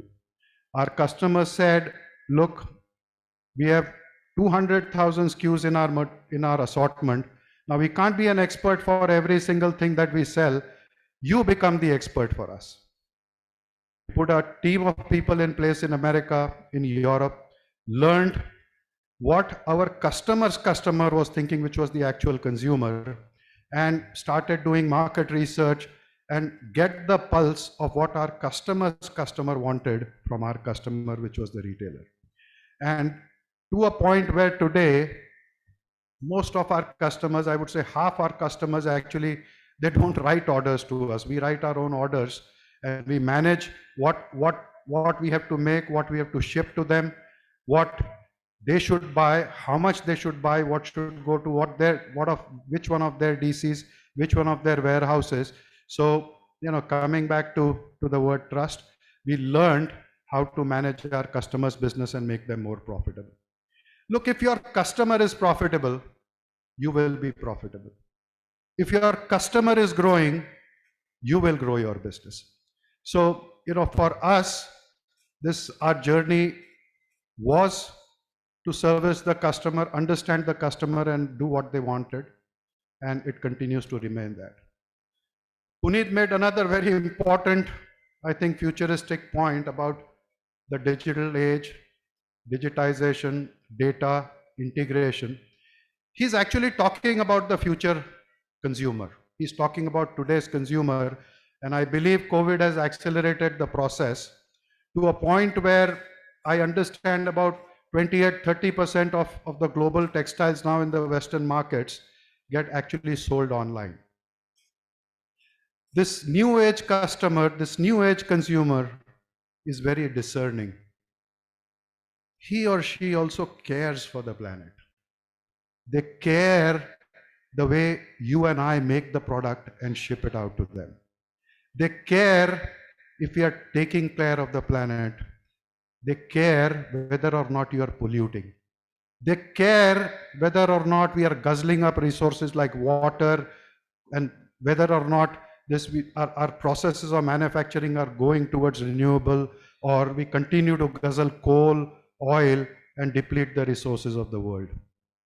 They care whether we reuse, whether we are altering our processes to ensure that we are capable of reusing most of the waste and there is no waste in the system. They care if you collect back what you sold to them, just break it up, recycle it back into raw materials and make their product again. This is the new age customer, ladies and gentlemen. All of us, some of us from my generation, will also need to learn and understand this. Because most of them, some of them I know, but I know most of them have come up the very, very hard way with not a, when they started, they had not a penny in their pockets. I'm sure, Rajendra ji, you didn't have a penny in your pocket when you started. But the world is changing. We have to understand what the new consumer wants, because if you are going to tomorrow guzzle resources, it is like polluting today. जब हम कहते हैं कि कोई गंदा पानी नदी में डाल रहा है, उसको हम कैसे देखते हैं कि ये सही बिजनेसमैन नहीं है। वैसे कल आप कोयला जलाओगे, कल आप तेल जलाओगे, कल आप रिसाइकल नहीं करोगे, आपका कंज्यूमर, आपका कस्टमर आपको उस नजर से देखेगा। हमको अपने ऑर्गेनाइजेशंस को उस कस्टमर्स के लिए तैयार करना है। सरकार से 2%, 3%, 4% एक्स्ट्रा लेके उस कस्टमर का माइंड हम बदल नहीं पाएंगे। वो काम हमारा है, वो हमको ही करना होगा। और जो कंपनी, मेरा ये मानना है और मेरा एकदम निश्चित मानना है कि जो कंपनी ये नहीं कर पाएगी वो इस बिजनेस में नहीं रहेगी और इसमें ज़्यादा लंबा समय नहीं लगेगा। 5, बहुत बोलो तो 7, 8, 10 साल। हमको ये सोचना होगा और इसको अपने अंदर इम्बाइब करना होगा। कस्टमर हम लोगों को एक और मैसेज दे रहा है, कंज्यूमर हम लोगों को एक और मैसेज दे रहा है। वो ये कह रहा है कि आप व्यापारी हो, आप बिजनेसमैन हो, लेकिन आपका कोई हक नहीं बनता कि आप इर्रिस्पॉन्सिबल तरीके से अपने बिजनेस को चलाओ। आप अपने मुनाफे के लिए मेरी धरती को खराब करने का आपको कोई हक नहीं है। मेरी धरती का रिसोर्सेज आपको कोई यूज करने का हक नहीं है। भाई और बहनों, हमने वेल्सपन में इसको बड़ा दिल से लिया है। हमारे यहाँ जो पुनीत ने तीसरा मैसेज दिया सस्टेनेबिलिटी का, इसको हम दिल से, ये सरकार ने हमसे कहा है 2% प्रॉफिट का आपको CSR करना है, हमारे लिए it is not checking the box. We genuinely believe that being one of the leaders in the industry, we have to show the way, we have to give back to the society what we have got back in abundance, and to be honest with you, much more than what we expected as a company and as shareholders of the company. It is our responsibility, and it is our also responsibility to include all the communities around us. हम आते हैं, एक जमीन खरीदते हैं, एक किसान की जो जमीनें हैं वो सारी किसानों की ही जमीन है। हम सब बैकवर्ड एरिया में जाके फैक्ट्रियां लगाते हैं, किसान की जमीन है, उसके बाद उसकी रोजी लेते हैं, उसकी जमीन उससे लेते हैं और अपनी फैक्ट्री शुरू करके उस किसान और आसपास के गांव वालों के बारे में हम भूल जाते हैं। ये भूल जाते हैं कि जो उसकी पुश्तैनी जमीन है, उसी जमीन के ऊपर हमने अपनी फैक्ट्रियों को खड़ा किया है। We recognize this, ladies and gentlemen, and we feel responsible for all the communities around us. We take it by our heart कि हमको वो सब करना है जो as a responsible company, as a responsible citizen of India हम लोगों को करने की जरूरत है। क्या मैं मानता हूं कि ये इंडिया के लिए सबसे बड़ी अपॉर्चुनिटी है? Message number 4 from my dear friend Puneet, absolutely, certainly, clearly, I think this China +1 is playing out, and most people who are in the international markets will perhaps agree with me on this, that a country like China owns 35-40% of the market share in the textile trade worldwide. We own 4-5%. If 10% of their share comes to India, our business almost doubles here. That's the level of opportunity that we are seeing. Our customers continue to tell us to get into new product categories. That's why from towels to sheets to rugs to carpets to many more things, and our customers continue to tell us, please do more products, we want to do more business with you. And it has only gotten more pronounced this over the last couple of years. So the opportunity is big. $1 trillion global trade market there. And हमारी सरकार का जो vision है वो totally achievable है. लेकिन coming back to where I started, इसमें यहां से हम लोगों को बड़ा रोल प्ले करना है.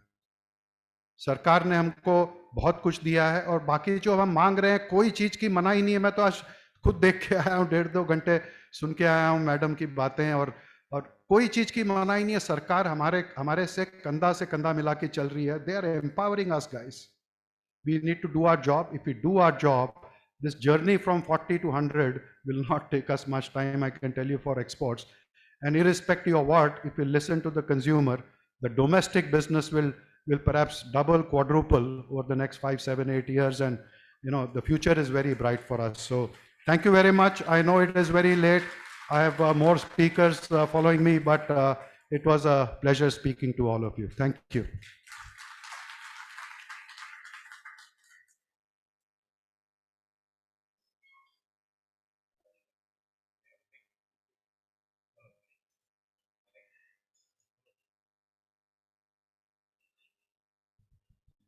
Hello. Yeah. Hello. Yeah. So that was very inspiring from you, Rajesh bhai. Straight away come to the question. What do you think is the future of home textile, especially India versus China? So look, this I don't like to boast, but यार यहाँ पे हमारा हक बनता है. हाँ, so ये home textile में खास करके टावल और बेडशीट के चाइना हम है यार, हम इंडियंस हैं. हाँ, so for towels, for example, India has got a 42% market share in the US and China is 24. I am not finished, guys. In bed sheets, we are 55 and they are 24. हाँ, तो इस category के तो दादा यार हम Indians ही हैं. हमारे 5-7 भाई बंद है हम, और वो मिलके इस इंडस्ट्री में, तो हमको नहीं डर लगता यार चाइना से. Great. दूसरा क्वेश्चन है कि how important is it to consider and the need and the feedback of the end consumer of the textile. यार देखो, ये पूरा भाषण में एंड कंज्यूमर का दे के आया हूँ. Please elaborate that. I heard that. Boss, let me just repeat here, Ashish bhai. I, as a leader of my businesses, I tell all my people, मेरे बच्चों के मुंह में खाना मेरा कस्टमर डालता है यार. हाँ, मैं नहीं डालता, मेरा कस्टमर डालता है बस. सो इसी फिलॉसफी से हम जी रहे हैं. और मैंने अभी आप लोगों को बताया, फोकस करिए, सुनिए, ध्यान से सुनिए, देखिए क्या चाहता है वो कस्टमर, क्योंकि वो फिकल माइंडेड भी है, वो उसका रोज माइंड चेंज हो रहा है. ये गूगल के ज़माने में वो इतने वेल इन्फॉर्म्ड हैं कि उनका माइंड है वो आज से कल और कल से परसों में बहुत तेज़ी से चेंज हो रहा है.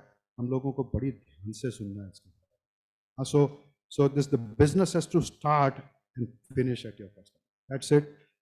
It's a very simple answer to your question, Ashish bhai. Well said. Sir, आप composite textile mills versus decentralized textile कैसे एवेल्युएट करेंगे इसको? Let me come back to my dear friend Rajendra Agarwal's film there. यार जो चीज शिद्दत से करेंगे, वो चाहे कंपोजिट है या बंट के है या गांव में है या शहर में है, वो कहीं है यार, वो बिजनेस अच्छा ही चलेगा. हाँ, वो पैशन चाहिए जो राजेंद्र जी ने हम लोगों को दिखाया. हमारे पास सब कुछ है आशीष भाई. हाँ, so see look, we are a country, we have all the resources. ये कॉटन पकड़ लो आप, पॉलिएस्टर ले लो, विस्कोस ले लो, सिल्क ले लो. हमारे पास क्या रॉ मटेरियल नहीं है? हमारे पास एनर्जी का सोर्स है, हमारे पास हमारा कोयला है, हमारे पास टेक्सटाइल की 150 साल की स्किल की हिस्ट्री है, हमारे पास हौसला है. प्राइम मिनिस्टर से शुरू होता है. जब गुजरात में थे तब कहते थे फार्म टू फॉरेन, ये उनका स्टेटमेंट कॉइन किया हुआ है कि हमको फार्म से जो रुई निकलती है उसको फॉरेन भेजना है. ये 20 साल से, 15 साल से, 20 साल से हम सुन रहे हैं. हमारे पास हौसला है, हमारे पास सरकार का सपोर्ट है, हमारे पास एंटरप्रेन्योरशिप है. हम शिद्दत से कुछ भी करेंगे. We are already ahead guys. We are already, this as a country, this we have advantages. We keep talking about These are disadvantages, but we have several advantages as a country. And whichever shape and form, we have to find our way to be the best, to excel, and to do your job correctly. So I believe any which way, everybody will be successful. Thank you. The last question is, हम सूरत से आ रहे हैं, जो MMF capital है India का. हमारे यहाँ जो वोवन फैब्रिक बनते हैं, पहले ज़्यादातर यान यूज़ होता था रिलायंस का. वो हम को ब्रांड भी करते थे, भाई ये रिलायंस के यान से बना हुआ कपड़ा है. बाद में आपने इंट्रोड्यूस किया पॉलिएस्टर यान, तो सेकंड को branding was Welspun. So how do you see the MMF textile and the future of technical textile and MMF textile? Brilliant question here, Ashish. So we all know worldwide almost 65% of textiles is man-made fibers. हमारे देश में वो ratio उल्टा है. हम लोग about 30-35% cotton है, बाकी का 30-35% man-made है, बाकी का सारा कॉटन से आता है. So not that cotton will not grow, and we heard today that we have the biggest acreage and the smallest yield. So हमारा कॉटन का क्रॉप तो यहाँ से भी डबल हो सकता है जब यील्ड ठीक होगी. और यील्ड ठीक होगी, इस सरकार के साथ कुछ भी ऐसा नहीं है जो नहीं होगा. यील्ड ठीक होगी, हमारा कॉटन का क्रॉप डबल होगा. लेकिन दुनिया के साथ अगर टेक्सटाइल में हमको प्लेयर बनना है, तो मैन मेड फाइबर में हम लोगों को कंपेटिटिव होना ही होगा. उसके अलावा देखिए, मैन मेड फाइबर्स कुछ एडवांटेजेस ऑफर करते हैं. और आज आप देखिए, एक आम आदमी के लिए कॉटन ऑलमोस्ट इम्पॉसिबल हो गया है. आज की कॉटन की कीमतों को आप देखोगे, कॉटन ऑलमोस्ट इम्पॉसिबल हो गया है एक आम आदमी के लिए अफोर्ड करना. So synthetic is the answer. Synthetic को हम लोगों को इम्बाइब करना होगा. अभी हिस्टोरिकली सिंथेटिक टेक्सटाइल्स में इंडिया में बहुत सारे tax related, this tariff related disadvantages थे, जो by and large let us से हम लेवल प्लेइंग फील्ड पर आ गए हैं. कॉटन ज़्यादा फेवर्ड है हिंदुस्तान में सरकार की तरफ से भी. मैन मेड फाइबर में भी मेरे को लगता है कि कुछ फेवर की जरूरत है. This every business which is in infancy madam needs a little tailwind for the first 5, 10, 15 years, a little support from the back, and if that support gets provided, this absolutely. So, we have bright enough people in this room to make even man-made textiles happen. And of course, man-made is a performance fiber. And, that leads into the second part of your question, which is about technical textiles. And, technical by nature is performance. So, this you can't, they are actually one. So there has to be man-made fiber and alternative fibers when you talk about technical textiles, and they absolutely go this hand in hand together, Ashish bhai. So, but very good question. Thank you. That PLI scheme is basically for man-made and technical. Thank you very much. So we should be proud that we are ahead of China in towel and bedsheet, and Wellspun has a great role to play in that. Thank you very much. Thank you very much. That was absolutely frank and bold session. Thank you, sir. Moving on, may I request our next eminent speaker, Shri Mohan Kavri, the chairman of Supreme Group. Let us all join our hands together, everyone. And please welcome Shri Mohan Kavri. And as a questioner, may I request Mr. Amit Agrawal, the member of GCCI Textile Task Force, to please join us on the stage. And for the felicitation, may I request Shri Jainil Shah and Shri Sushil Bantia to please come up on the stage and present the memento and the bouquet to Mr. Mohan Kavri.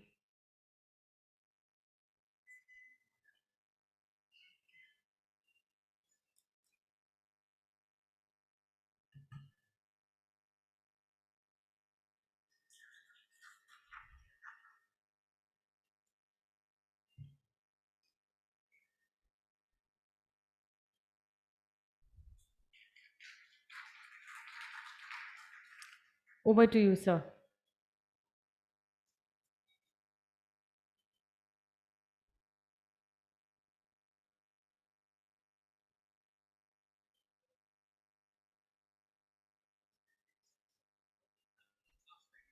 Can we all get settled? Everyone, please occupy your seats.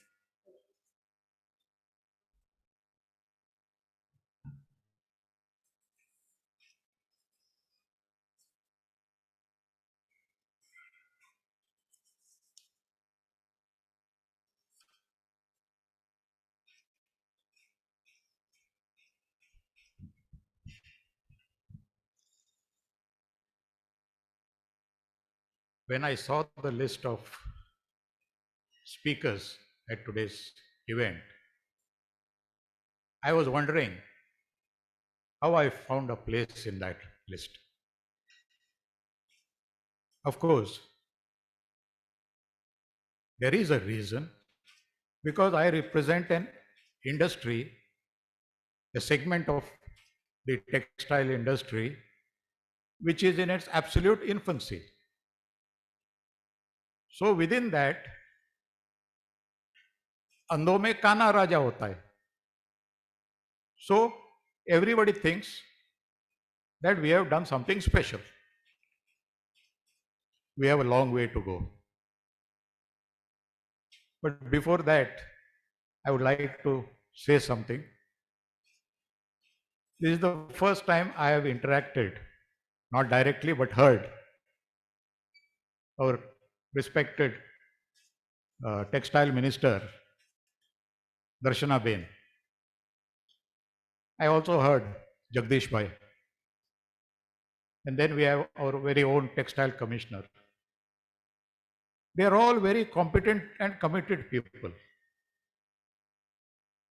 But I would like to say something which I don't know whether I am entitled to say that. In them, we see a little bit of Modi ji. His selection of his team has been so fantastic that besides their own strengths, they all have a little bit of Modi ji in him. And we know what Modi ji is.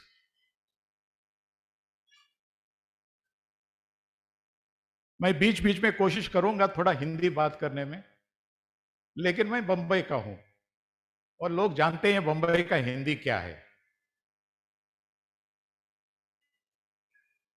और मैं हमेशा दिल से बात करता हूं और बिना डर के बात करता हूं. तो मुझे माफ कीजिए अगर मैं कुछ बोलता हूं और किसी को वो पसंद नहीं आता है, लेकिन वो सच होगी.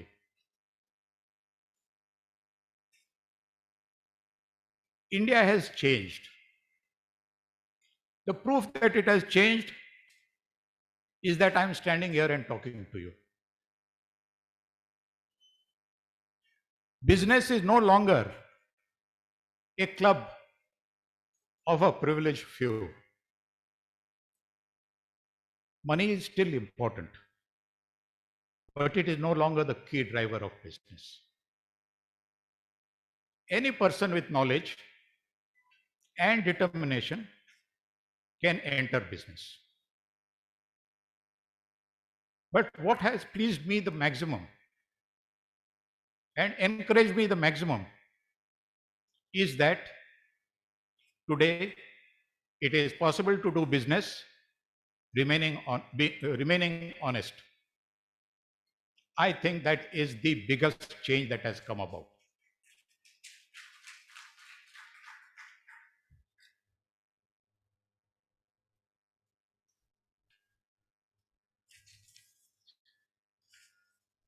Now a little bit about my own journey.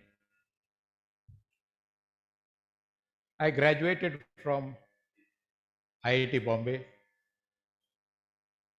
I went abroad to do my master's. And believe me, I went abroad not because I thought America was great, but I think it is necessary for every young man to experience living in a foreign country. And especially for an Indian child, it helps a lot because your parents don't allow you to grow up.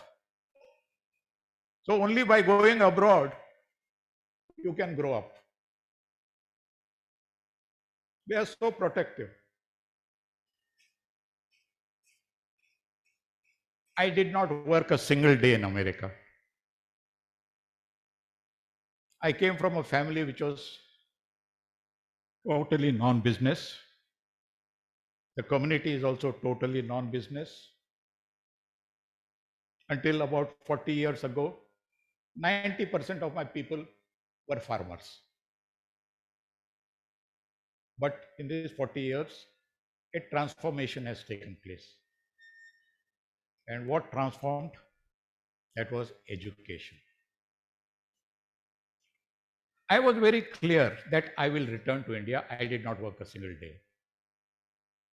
I did not come back to a business that my father had. He was a middle-level government servant. He had practically no savings. He had spent all his income on educating his 4 children.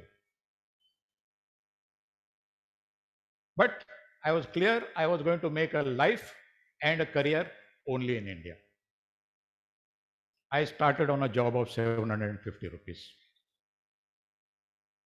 It was a smallish company, which was part of a very big industrial family.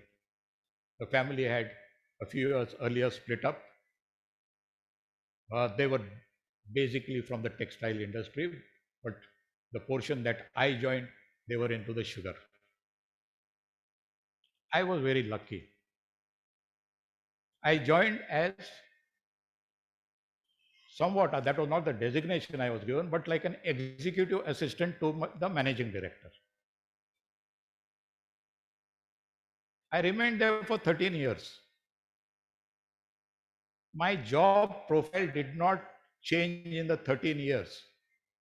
What changed was my designation and my salary. In a few years, I reached the top of the company. My boss was a man who was not much educated. He had done only senior Cambridge. But he was such a committed person, and also circumstances had forced him to quickly learn everything.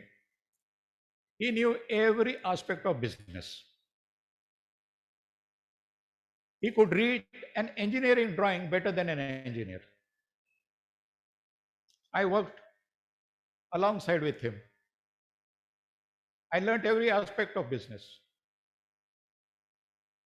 But this great man had one deficiency, which is a message I would like to share with all of you. The role of the top man is to take decisions and responsibility for those decisions.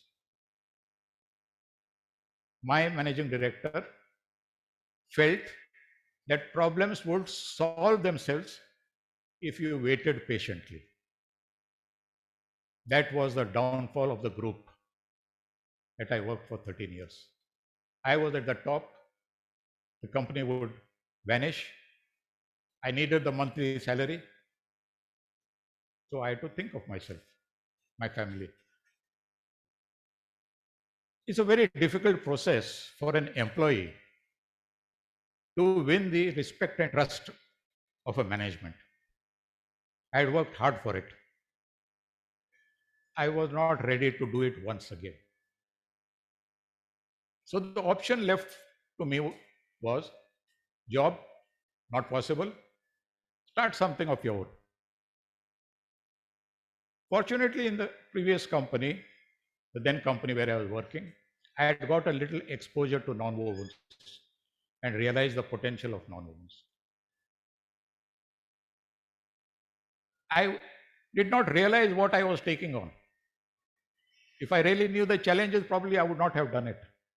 But I took the plunge and decided to put up a small factory for needle punch nonwovens in Vashi, near Bombay. But destiny had other plans for me. 9 days after I left my former company, somebody came running to me and said, because I was under the impression that I will be the first real nonwoven company in the country. He came running to me and said, sir, there's already one company near Vapi. But unfortunately, the promoter has died in an accident. And his family would like to sell it. So he said, do you mind why don't you go and talk to him? So I said, I can't go and talk to somebody who has just lost his son. He said, I will go on your behalf. I said, thank you very much for that. So he went and met him. So this father told him, may I have some water, please? So he said, please ask your friend to come and meet me. So I went the next day. So he had a good look at me, and internally in his mind he must have thought, ये फटीचर आदमी मेरा factory खरीदना चाहता है. So he was very polite. He said, go and see my factory. Then we will talk. So the next day I went and saw the factory. And it was bigger, better, state of the art. I just couldn't think of it. But I was fortunate, somebody helped me. An angel, I would say, stepped forward and helped me. I was a man who had never worked in a factory. Although an engineer having no interest in engineering. The company I worked, the mills were in Kolhapur, and I worked in the head office. But working in the head office, I knew how to manage a company from a long distance. And this is exactly what I have done as far as my company is concerned.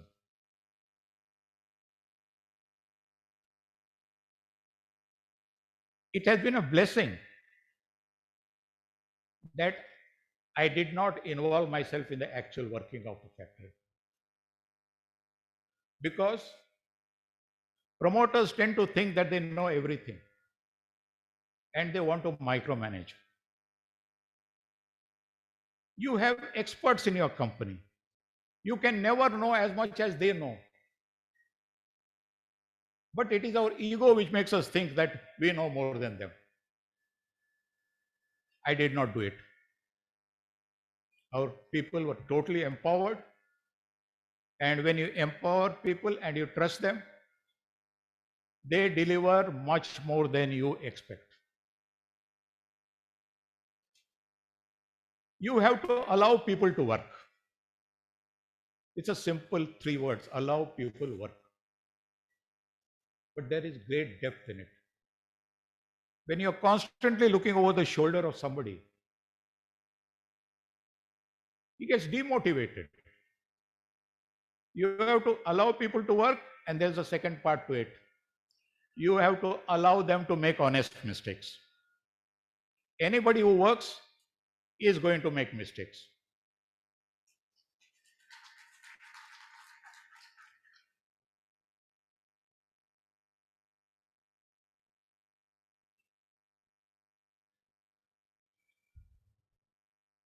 As far as my own journey is concerned, I will talk about the company, but about my journey is concerned, I brought it to an end about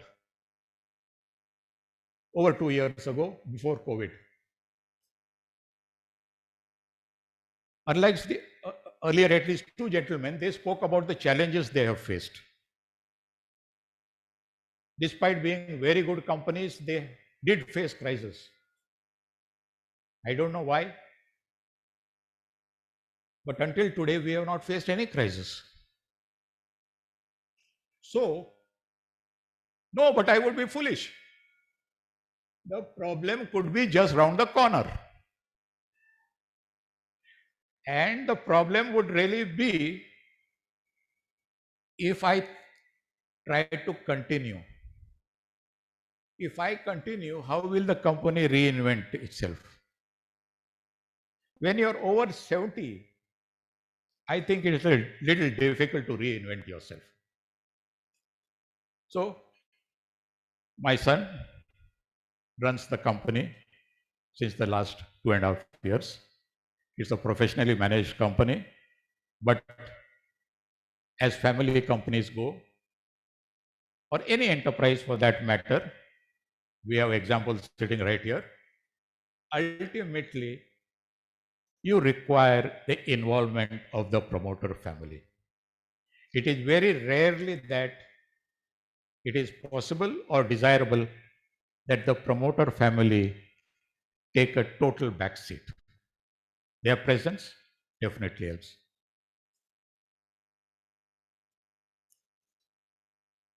As I said at the beginning, honesty is a key element, value system. I'm very fortunate that my son and my daughter are a little more strong on respecting these things than even me. The fact is, it has really been passed on to us by my father and mother. They were simple folk. They only knew the value of education, but they also knew the value of integrity, discipline, and various other things.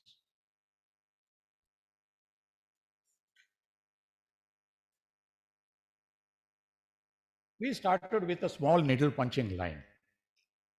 Then how did we grow? Punit bhai, don't mind my making a reference to you.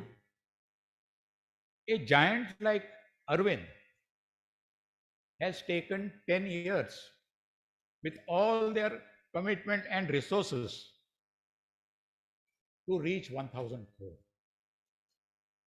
So what does it tell us? This is an industry which is very difficult to have big top lines.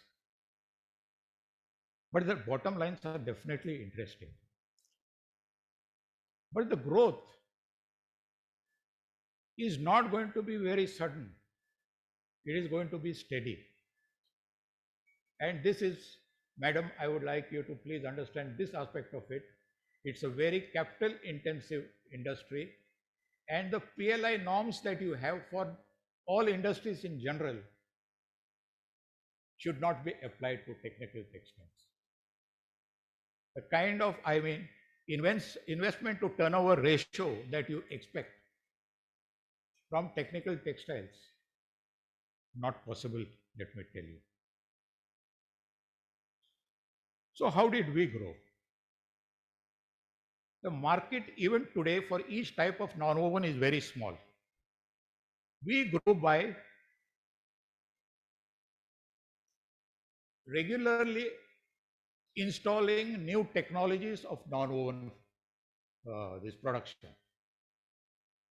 We are one of the few companies in the world which produces every type of nonwoven that is made from staple fibers. It doesn't make us great, please.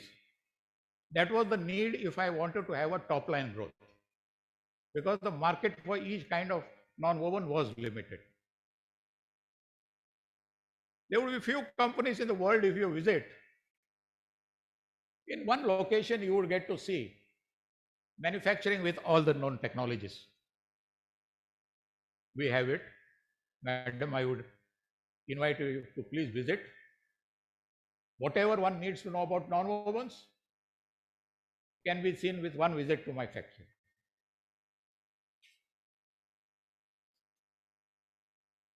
But we had a different model also, a strategy.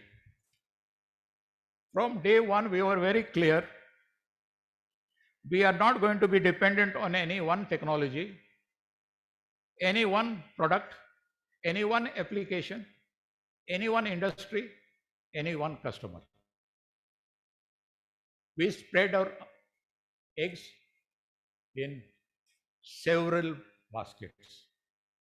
So that is one of the reasons we have not faced crisis. If one person was doing bad, another industry was doing bad, we had others. Towards the beginning of this century, the 21st century, we got the opportunity to get into the business of interior trims of automobiles. That came as a big break to us because the market for our non-wovens was inadequate. But the automobile industry was growing. So today, we produce a lot of non-wovens, but a major part of it is consumed by us to make the parts that we supply to the automobile industry, that is the carpets, the headliners, the insulations. That is how we grew. Again, the automobile parts are very large. They are bulky and they are fragile. Again, not because we are great, it was the need. I had 2 non-woven factories until the year 2005. After 2005 till today, we have 16 plants in the country in different cities, and we have 2 in Thailand. Believe me, not a single competitor of mine has more than 2 locations. So we have about, in the automotive business, first I will say, we have about at least 15 competitors and some of them multinationals. But we have 50% share of the market.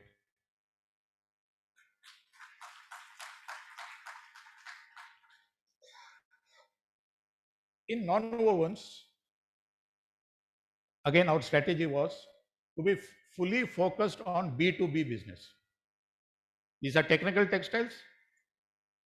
When a customer wants something, he has to work along with you. The process of development and validation is a joint process. Once that is done, unless you mess it up, he is your customer for life. Because he doesn't want to go through the same grind of developing and validating. He wants to focus on his business. So practically all the business that we develop, once it's developed, it stays. Of course, there's a little bit of a problem. We live in a country with copy-paste masters. And these people obtain business primarily by giving lower prices. Customers are tempted when they get lower prices.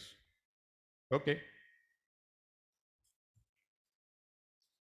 So we are now, as far as the automotive side is concerned, we have all the companies in India, whether they are passenger vehicles or commercial vehicles, as our customers, except 2. One we have chosen not to do business with for our own reasons, and one we cannot get the business because that is Hyundai, whose son-in-law has set up a factory in India for the same business. I had thought of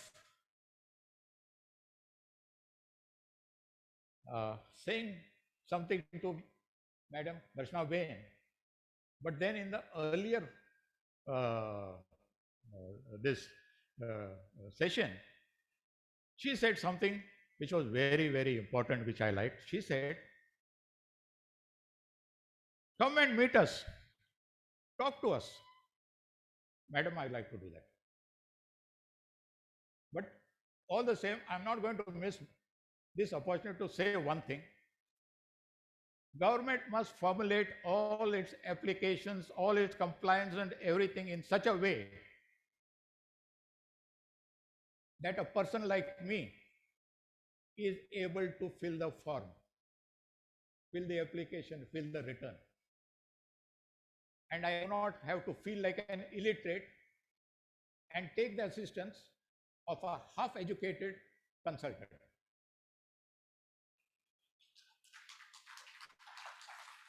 Thank you, madam. That has been, those are my own personal words. That is what I believe, that is my vision. And there is one more thing I must end with. These also are my own words. a life that has been lived without making a difference to others is a life that has not been lived. So please start living. And when I say others, all of you understand whom I'm speaking about. It's the less privileged people, please. We are the fortunate few. Thank you. That was Mohan Kavriji for us. It was an excellent journey that Mr. Kavri has had. In fact, he was my preceded chairman of the Indian Technical Textile Association. We have with us Mr. Mohan Kavriji. Thank you, sir. I have been also given a cheat to be only one question that I have to ask because of paucity of time. Sir, many of my friends from the Gujarat Chamber always keep asking me about technical textile, and this has been the buzzword, all around. As an entrepreneur, what message would we give to the young generation sitting here and the industry at large? Because the hype about technical textile is already there. What would be your one suggestion, or what would you want to say about technical textile for the new entrepreneurs wanting to get into technical textile?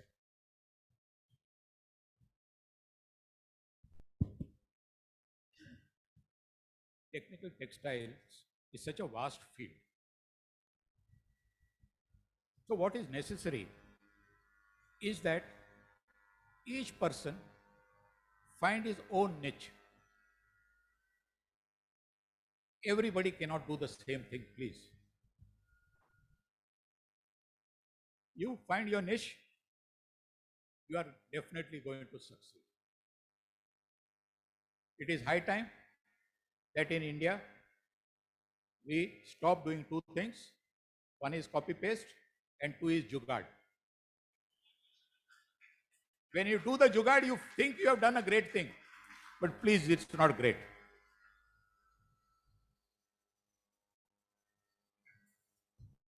With this, thank you very much, sir. I mean, we have paucity of time, so I have been asked to ask only one question. Thank you, everybody. Thank you for such an enriching session. Thank you, sir. And now, ladies and gentlemen, last but certainly not the least, our eminent speaker who is going to join us virtually from Dubai, Shri Rohit Pal from Infiloom Group. He is the CEO of the group, and may I request the technical support team to please join us. He is there already. We welcome you, sir, and we request you to start the session. Thank you. Thank you very much for the introduction, and thank you very much to all the participants who spoke, and thank you to the Union Minister of State for Textiles, Srimati Darshana Ben Jardosh, and all the dignitaries and friends. So I want to break up my overview of what I see as and our journey as Infiloom into three parts. I want to first talk about the macro situation that we are in today in the world.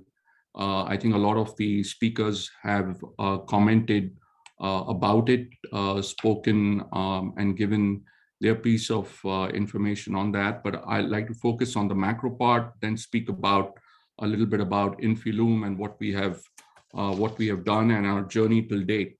So on the macro part, the world has changed. The world changed pre-COVID, and post-COVID, we are in a completely different environment. And I think all of y'all may have heard the name, which is called VUCA, which is basically the VUCA, which is what a lot of companies talk about, and that is volatility, uncertainty, complexity, and ambiguity. So we live in a world today where we have to deal with all of this on an everyday basis, and it's a tough environment. Every day presents a complex situation. It's uncertain. And it's also days when there's a lot of volatility. We spoke about cotton prices. We spoke about commodity prices, which have been going up. And it's a very, very ambiguous world in which we are living in. And in all of this, I think presents actually an opportunity, because when there is so much of uncertainty, there presents an opportunity. And the opportunity we have is India is at what I would call an inflection point. An inflection point because I believe what India and Indian textiles can achieve in the next 10 years, I think is something we would probably not have achieved in the last 30, 40 years. So that presents us a significant opportunity. And we as a company, as Infiloom, believe it or not, we are a sock producing company. We started off in 97. I'm a first generation entrepreneur. In 97, when we started off really small with 30 knitting machines in the city of Pune. You know, times were not so easy, right from getting a simple loan, and I was refused multiple times starting up, to actually scaling up the business. So in 97, 98, we started commercial production on 30 knitting machines. We had a joint venture with Intersocks. And in 2002, as we gradually increased our size, in 2002, Intersocks actually sold their investment to a company in the United States called Renfro. And Renfro Corporation is the largest hosiery company in the world, with whom we formed a joint venture in 2003. And the journey of our scale started at that time. And in 2003, 4-5 is when we acquired a company in Nashik. That became our second facility. And we continue to scale our size of business. And then so as the business grew and as our relationship with Renfro grew, we continued to invest and scale our businesses. I was involved at a personal level. I had actually two hats. One was managing the India piece, and then one was involved in managing the business with the help of Renfro, looking after Renfro's all of global operations.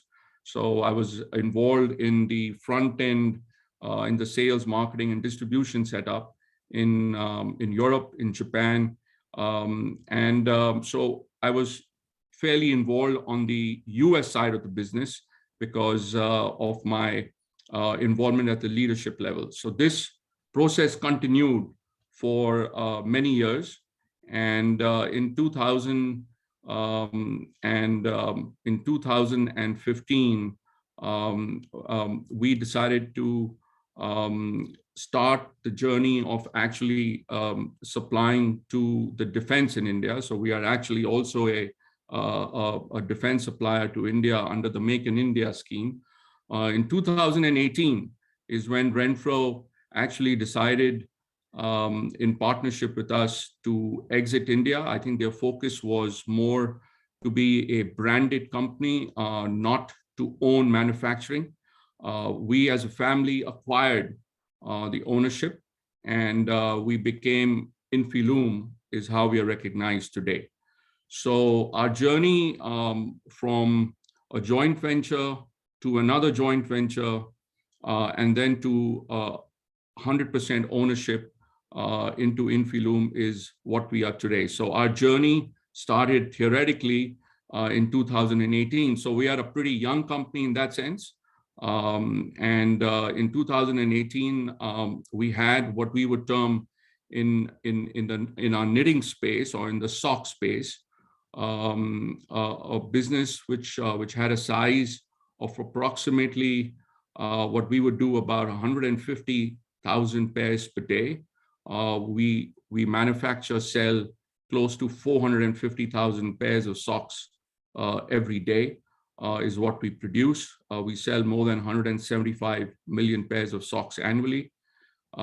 We have, since growing our business, we've continued to make investments, and we've putting up an investment under the PLI scheme with 1,000 knitting machines in Silvassa. So that will take our scale from 175 to almost 300 million pairs of socks by the end of the year. So we continue to scale, we continue to increase, and I see that as an opportunity because our objective as a company is to be lowest cost. There is certainly, I think some of you all spoke about China plus one. That certainly is in play.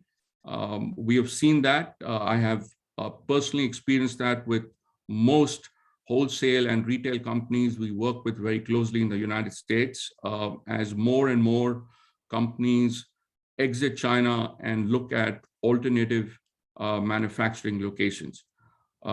We run a business on a simple mantra right from the COVID days to now, which is basically rigor, tenacity, and discipline. We, in everything we do, execution, rigor, daily discipline of daily what we would call operating meetings, to managing by objectives, managing by data is how we've been managing on business since the last 3 years, and we have seen some very, very good results. So our other key focus as a company continues to be headcount management. I think one of the challenges in India has always been is labor, and labor laws with the way they are structured in India. Unfortunately, we have as a company focused very hard on managing headcount, keeping it as low as possible, and focusing on automation.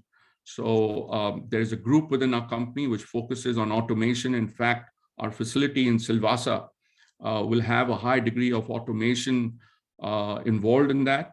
And that is something which I am personally, I get involved in myself in ensuring that we are competitive, because one of the things India is going to have to deal with in the next many years to come is keeping costs under check and managing headcount. Because as a company and as textiles, I think India is typically not the most competitive when it comes to efficiencies and managing costs. So that's something which has been a critical factor for us and our business. As we continue to grow and as we continue to scale up, one of the things which we are challenged with in our business is speed to market, is supply chain. And to manage that, we have as a company committed to setting up a manufacturing base outside of India, which enables us to provide another manufacturing option to some of the US customers we work with, which is duty-free and close to, in terms of supply chain, it's quick. These are one of the challenges I think India will have to work around is managing free trade agreements and how aggressive we want to be on that. As a company, as Infiloom, we've always made investments based on factors excluding any benefits from for example, I'll give you an example of the PLI scheme. We went ahead with the business regardless of the PLI scheme. I think a business has to be structurally, fundamentally sound financially without any incentives. And I think if you are fundamentally sound, then incentives only paves the way to actually grow, not incrementally, but exponentially. So I think all these incentives which the government is talking about, whether it be PLI, whether it be FTA, these should all be mechanisms to grow the business exponentially. And that's why we are at an inflection stage, I believe, in India to leverage that and to grow our business. So that's a little bit about the Infiloom journey. We are a young company. A lot of the speakers before are companies which have a very rich history and goes back many, many years. And I believe our journey as Infiloom has literally just started. While we've been in this space for almost 20 years, what we have done, I think, and achieved in the last 3.5 years is almost what we did in the last 15 years. And I believe the journey going forward over the next few years, I think there is going to be a tremendous opportunity for exponential growth. So thank you very much for inviting me. I was traveling, and thank you very much to Priya Shah, who insisted that I come on this platform to talk about my journey at Infiloom, even though I was away. So not keeping you guys, holding you back because it's late. Thank you very much for giving me this opportunity to talk about Infiloom. Yeah.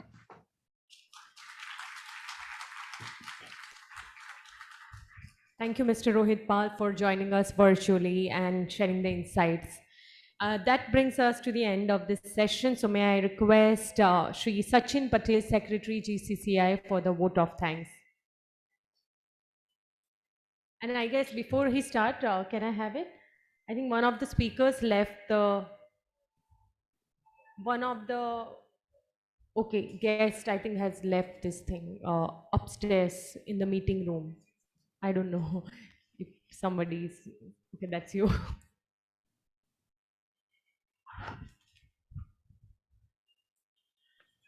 Good evening, ladies and gentlemen. On behalf of Gujarat Chamber of Commerce and Industry, I sincerely thank Srimati Darshnaben Jardosh, Honorable Union Minister of Textile, Government of India, Sri Jagdish Bhai Panchal, he has just recently left, Miss Roop Rashi Mahapatra, Textile Commissioner, Government of India, Sri Hemant Bhai Shah, President Gujarat Chamber, Sri Patik Patwari, Senior Vice President Gujarat Chamber, Sanjeev Bhai Chhajer, Vice President GCCI, Ashish Gujarati, Southern Gujarat Chamber of Commerce President, Chairman Association Chintan Thakur, all big tycoons of textile industries and president and office bearers of the various associations present here, friends and colleagues, for being a part of Textile Leadership Conclave and motivating us. It's indeed a great pleasure to hear the life journeys of Sri Rajesh Agarwalji, Chairman Donia Group, Sri Punit Lalbhai, Executive Director Arvind Group, Sri Rajeshji, Chairman of Welspun Group, Sri Mohanji, Chairman Supreme Group, Sri Rohitji, just we have heard on a Zoom, Founder and CEO of Infiloop.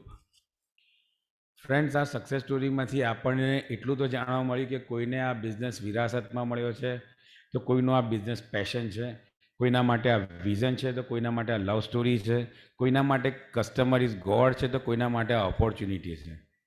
પેલું કહેવાય છે ને કે નિશાન ચૂક માફ પણ નહીં માફ નીચું નિશાન. આપણું એમ હંમેશા ઊંચો રાખીએ, વિઝન અને મિશન ઊંચું રાખીએ તો nothing is impossible and we can always stand in this club. We Indians are entrepreneur. Obviously, government policies are supporting us like anything. So it's now our time. જેમ હમણાં આગળ કોઈએ કીધું કે આગળના 10-15 વર્ષ આપણા જ છે. It's our time to grow. And somebody rightly told, underline your presence. Out of the world, you need to underline your own presence. Thank you once again for thank you once again to all eminent speaker, and special thanks to Saureen Bhai and his team for organizing such a beautiful event. And as far as GCCI is concerned, a big round of applause for Saureen Bhai and his team. Friends, I know it's time for dinner, but prior to going to a dinner, I request all of you to please stand up for the national anthem.